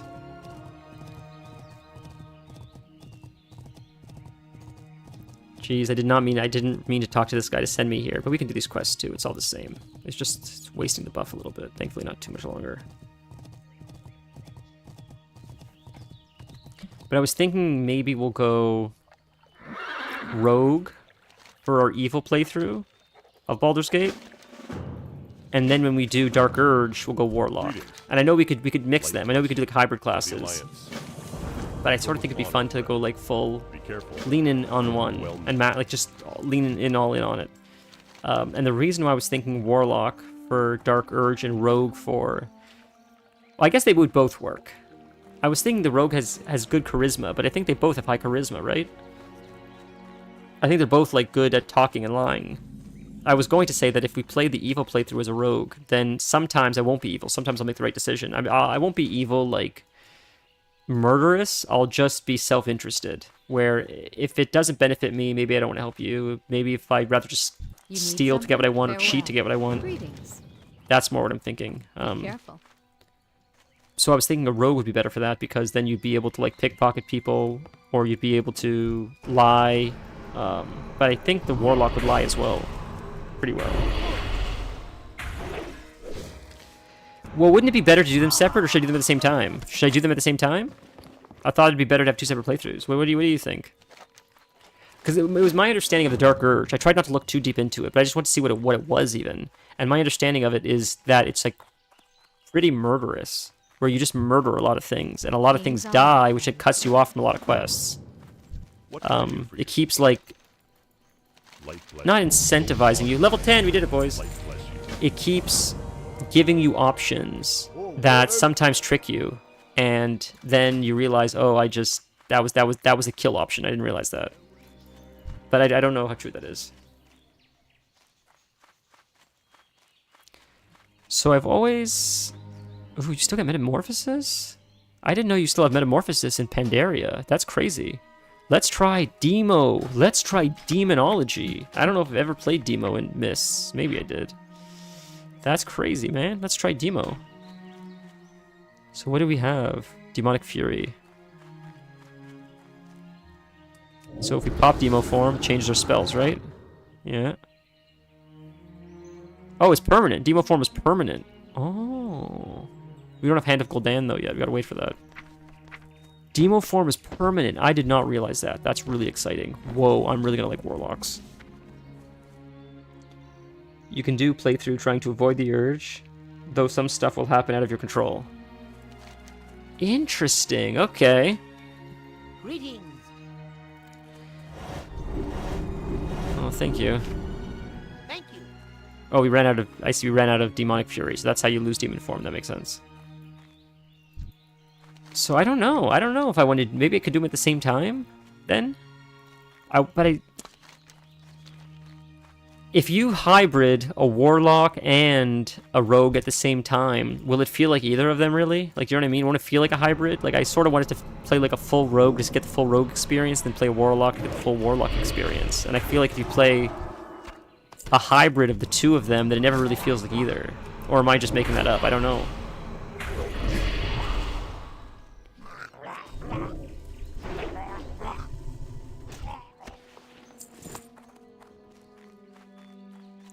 Ooh, we should have picked up that other quest first. Shit. Before I do this, I'm gonna go pick up Lost Guards, because that body right there is the guard for Lost Guards. So I'll have to come right back here. So I may as well backtrack, pick up that quest, and then go back here to pick up that Lost Guard.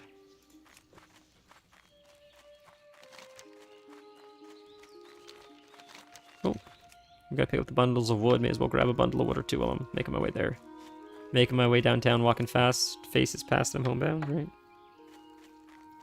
Depends on how you make them. Hybrid. Either way is up to you.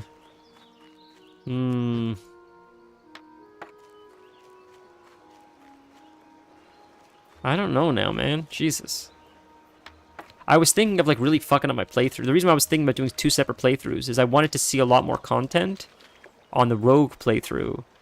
And then I was thinking of really botching my Dark Urge playthrough, where, like, I may make some decisions that are so disastrous that I'll just have to go back in a save because I've killed too many things. Like, I sort of wanted my Dark Urge playthrough. Like, I wanted to see more dialogues in the evil playthrough by like lying to people. I didn't realize the freedom the game gave you, where like you could pickpocket people ahead of time and stuff, and then talk to them and like use those items against them that they would know. Like the genie that's cheating. I didn't realize you could like pickpocket the genie before you even talk to him, steal his like magic coin, and then he gets mad at you because he can't cheat. I didn't realize things like that existed, so I was like thinking of like trying to find all these cool dialogue options on the rogue, and then when we play the Dark Urge, the warlock, I just anytime there's a bad choice that I would never normally make, I will make it just to see how bad things can get, how chaotic things can get. That was my original thinking, but now I don't know, so we'll have to see, I guess. Like I was thinking about doing the same thing with Red Dead. Like we'll play Red Dead 2 the normal way first, but it stops crashing. We'll play it the normal way first, making the good decisions, saving people, protecting them. And then I thought maybe it'd be fun to do a second save where you just murder everything. You rob every store, you kill everyone, you like just see what the game is like when you ruin as many quests as you can. Like what does it force you into? Like how unplayable does the game become if you try to like ruin it as much as you can? And when I say unplayable, I mean like you just miss whole arcs of the story because you've just killed NPCs now that like you needed for quests.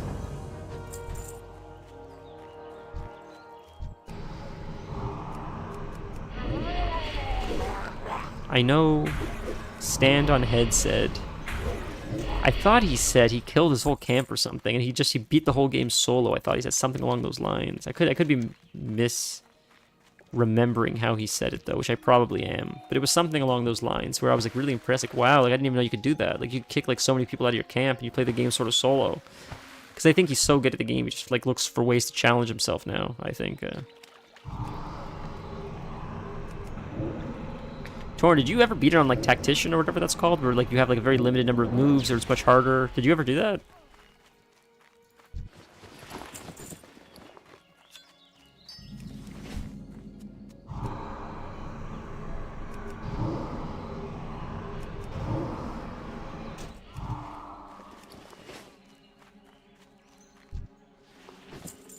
Okay, so we'll kill these guys for the scraps. Stone.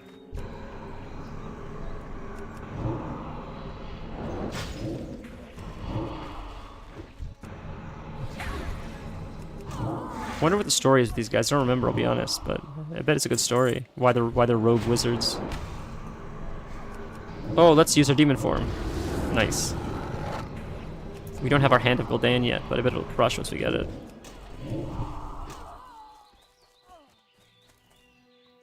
Oh, you have Tactician playthroughs. Wow, that's...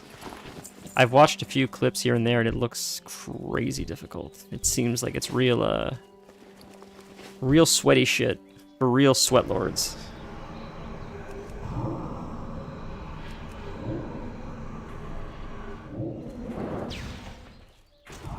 Like when that game is not hard enough for you, you have to find ways to make it harder. That's what like Tactician is. It seems crazy. I could never imagine.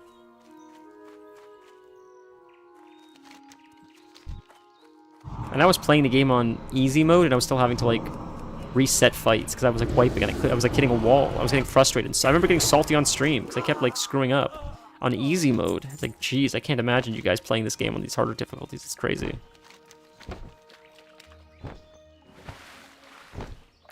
We skipped a lot, but at least we beat it. But Jesus Christ, we ever skip a lot. And Jesus Christ, you and Stand on Head carried the hell out of me. You guys carried me so hard. It was crazy. But I do appreciate it. It made for a fun experience.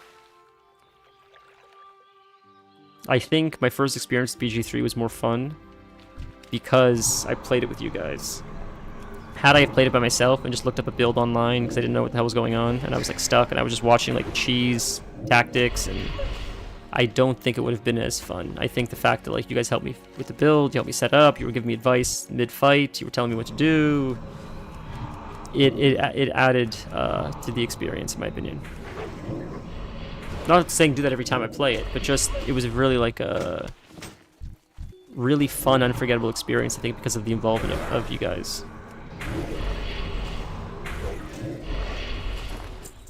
So I see we need something here. It's just the wolves. I think it's just the wolves.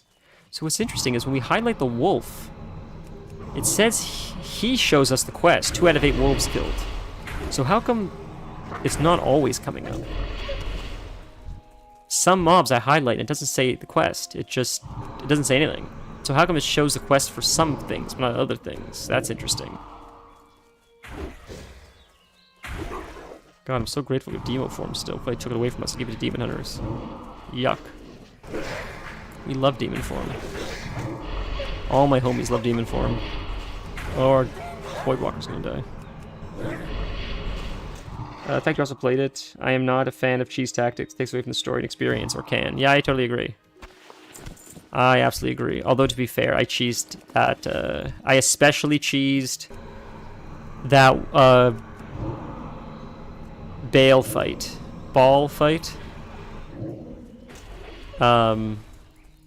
Before we fight Orin, there was that, like, cultist of Ball or something, and he was invisible, and I didn't know he was up there, and I had to use, like, Misty Step to get to him. I got so salty. I'll never forget how salty I got there. That was so... I would have never, ever figured that out. I would have never assumed he was invisible, and I need to use, like, Misty Step or something to get to him. Never would have clicked. Holy moly. You guys really, really carried me through that.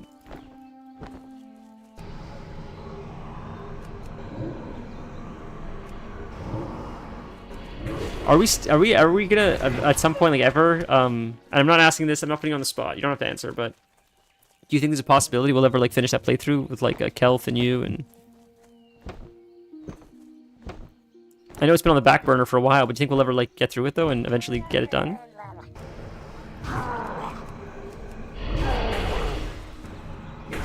I don't even know what your guys' like motivation is to play that game. You guys have so many games on the go at this point, and your time is so limited. I forgot about it though, I'll be honest, but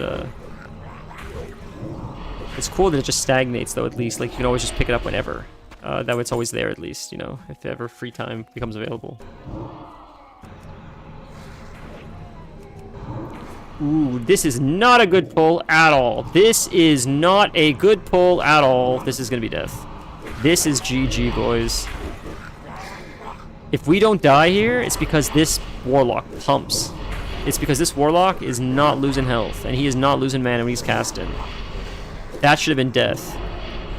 Jesus. Jesus, Demo. Crazy, man. Absolutely. I could have dropped a Corruption too. I would have survived. Oh yeah, like I shouldn't put you on the spot like that to answer right now, but you know, I just thought about it. If the time ever arises where everybody's available, I really enjoy playing with you guys. It's a lot of fun. Oh my god, these goddamn Murlocs. You wonder why Murlocs kill everybody in hardcore. This is why. Dude, look at this guy. He came from Africa. Like, where did he come from? It's crazy. And again, Void Walker's dead already. Like, they're barely alive. I'm not even gonna res him. I'm just gonna kill this guy. Like, why? I'll solo him and then I'll res him after. Instead, I'll spend like 10 seconds casting while I'm getting freely hit on.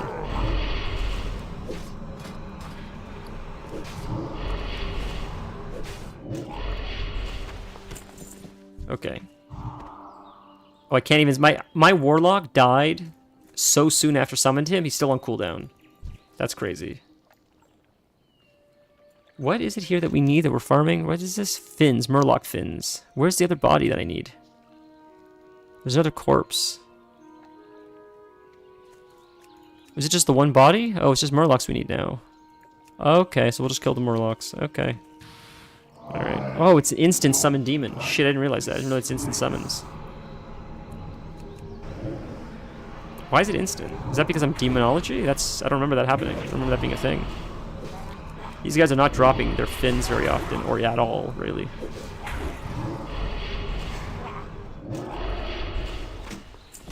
There, I just said that, now they drop fins. I feel like we killed a lot of them, way more than 8. And it's like that Rapture quest. You kill like 30 Raptures, all with heads, and they only drop 2 heads. It's like, but I saw the head. What's going on?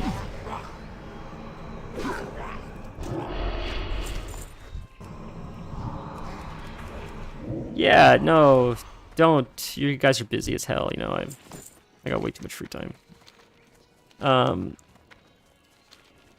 But also, if you ever want to play that other game that we played, that was a lot of fun. Apocalypse Party. I'm always down for that as well. Just send me a message. I'm always down. It's always fun to play with you guys.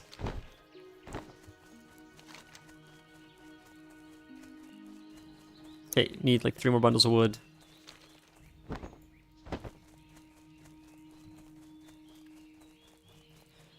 So it seems like you can be in this demo form forever, as long as you're doing damage. Your damaging spells and pet abilities generate demonic fury. Yeah, so you can be a demon forever, pretty much. As long as you're pumping out damage, you're just always a demon. That's really cool. Because we're about to lose it right now, but if I attack this guy, I'll probably grow more demon power, right? Yep, slowly growing. The rate at which you lose it is higher than when you gain it, but killing, it jumped up a lot. And when I get higher level, and I get, is it Demonic Pact? I don't remember the ability. We get Hand of Gul'dan at 19, shit. There's an ability you get where every time you do damage, or your pet does damage, I think you heal and gain a shield. And you become invincible, pretty much. Demonology Warlocks are some of the most overpowered classes in Mists of Pandaria, or at least they were back in MoP. To the point where, like, I'm tanking, pretty much. I can't die. Once you get to that point, I've not played Demonology. I played Destruction. I said Demonology Warlocks. I meant Destruction Warlocks. They were like that. But I would imagine if Demonology is the same way, it'd probably be even better. Because if you have Demo form with all that extra armor and all that stuff, and doing damage gives you demonic power, then you would pop demon form, do your AoE pulls. The AoE pulling and the mobs that would die would keep generating demonic power, so it would never kick you out of demon form. So as long as you're still pulling, level 11, just like that. As long as you're you keep pulling, you should never run out of demon power, to my knowledge. Demonic fury. That makes sense to me. I could be missing something. I haven't really looked into it, but if I understand it correctly, that's sort of how it would work then. And that'd be really cool, really overpowered. That'd be really, really fun to play, just constantly running around as a demon. Okay. I think we'll call it there, though. That was like 3 hours and some change. I just want to take an Advil. I gotta eat something so I can take an Advil. My back's killing me. It'll be fine by next stream, though. It was a little bit tough today, just because it's like stiff and sore. It's stupid. But you guys are the best. Thank you for entertaining me today while we were playing WoW. I promise we'll have more entertaining content soon. If Red Dead didn't want to crash, like I bought Red Dead as my next game, so that's why like we're playing WoW now, because I wasn't prepared for it to crash. I was just expecting that to fill the slot until we moved. That was my intention. So it threw this whole thing of it crashing like it did, sort of threw a wrench in my plan. So that's sort of why we've just been doing this, 'cause at least it's something to fill the void instead of just missing stream. Yeah, and that's all. I want to be transparent. I've always been transparent and honest with you guys. So that's all I wanted to do, just so you guys understand like what's going on. I feel like the content is less than ideal right now, just because of that. I think Red Dead would certainly be more entertaining, but I do appreciate everybody's patience while we're working through it. And once this transitionary period ends, it should be much more consistent, and the content I'm hoping will maintain a much higher quality. Yeah, but I do appreciate you guys. I hope you guys have a wonderful night, and next stream will be Thursday, where if I keep saying this, but man, if the universe wants to be on my side, we'll get Red Dead Redemption resolved. It will stop crashing, and we'll finally be able to play that glorious game. That has been my goal this whole time. So assuming I can get enough time to really test it, make sure the crashes fully stop, we can really get into the nitty-gritty and really enjoy the beauty that game is. Yeah, Torrent, it's always so nice talking to you. Have a wonderful night, guys. I'll see you guys Thursday. Check out the horror stories, link in the bio if you like horror. Even if you don't care, just let it run in the background. It's on YouTube. Let that shit run in the background so people can check it out. You know, it helps boost it if you just run in the background. If you're willing to help the channel grow, it is what it is. I'll see you guys soon. See you guys.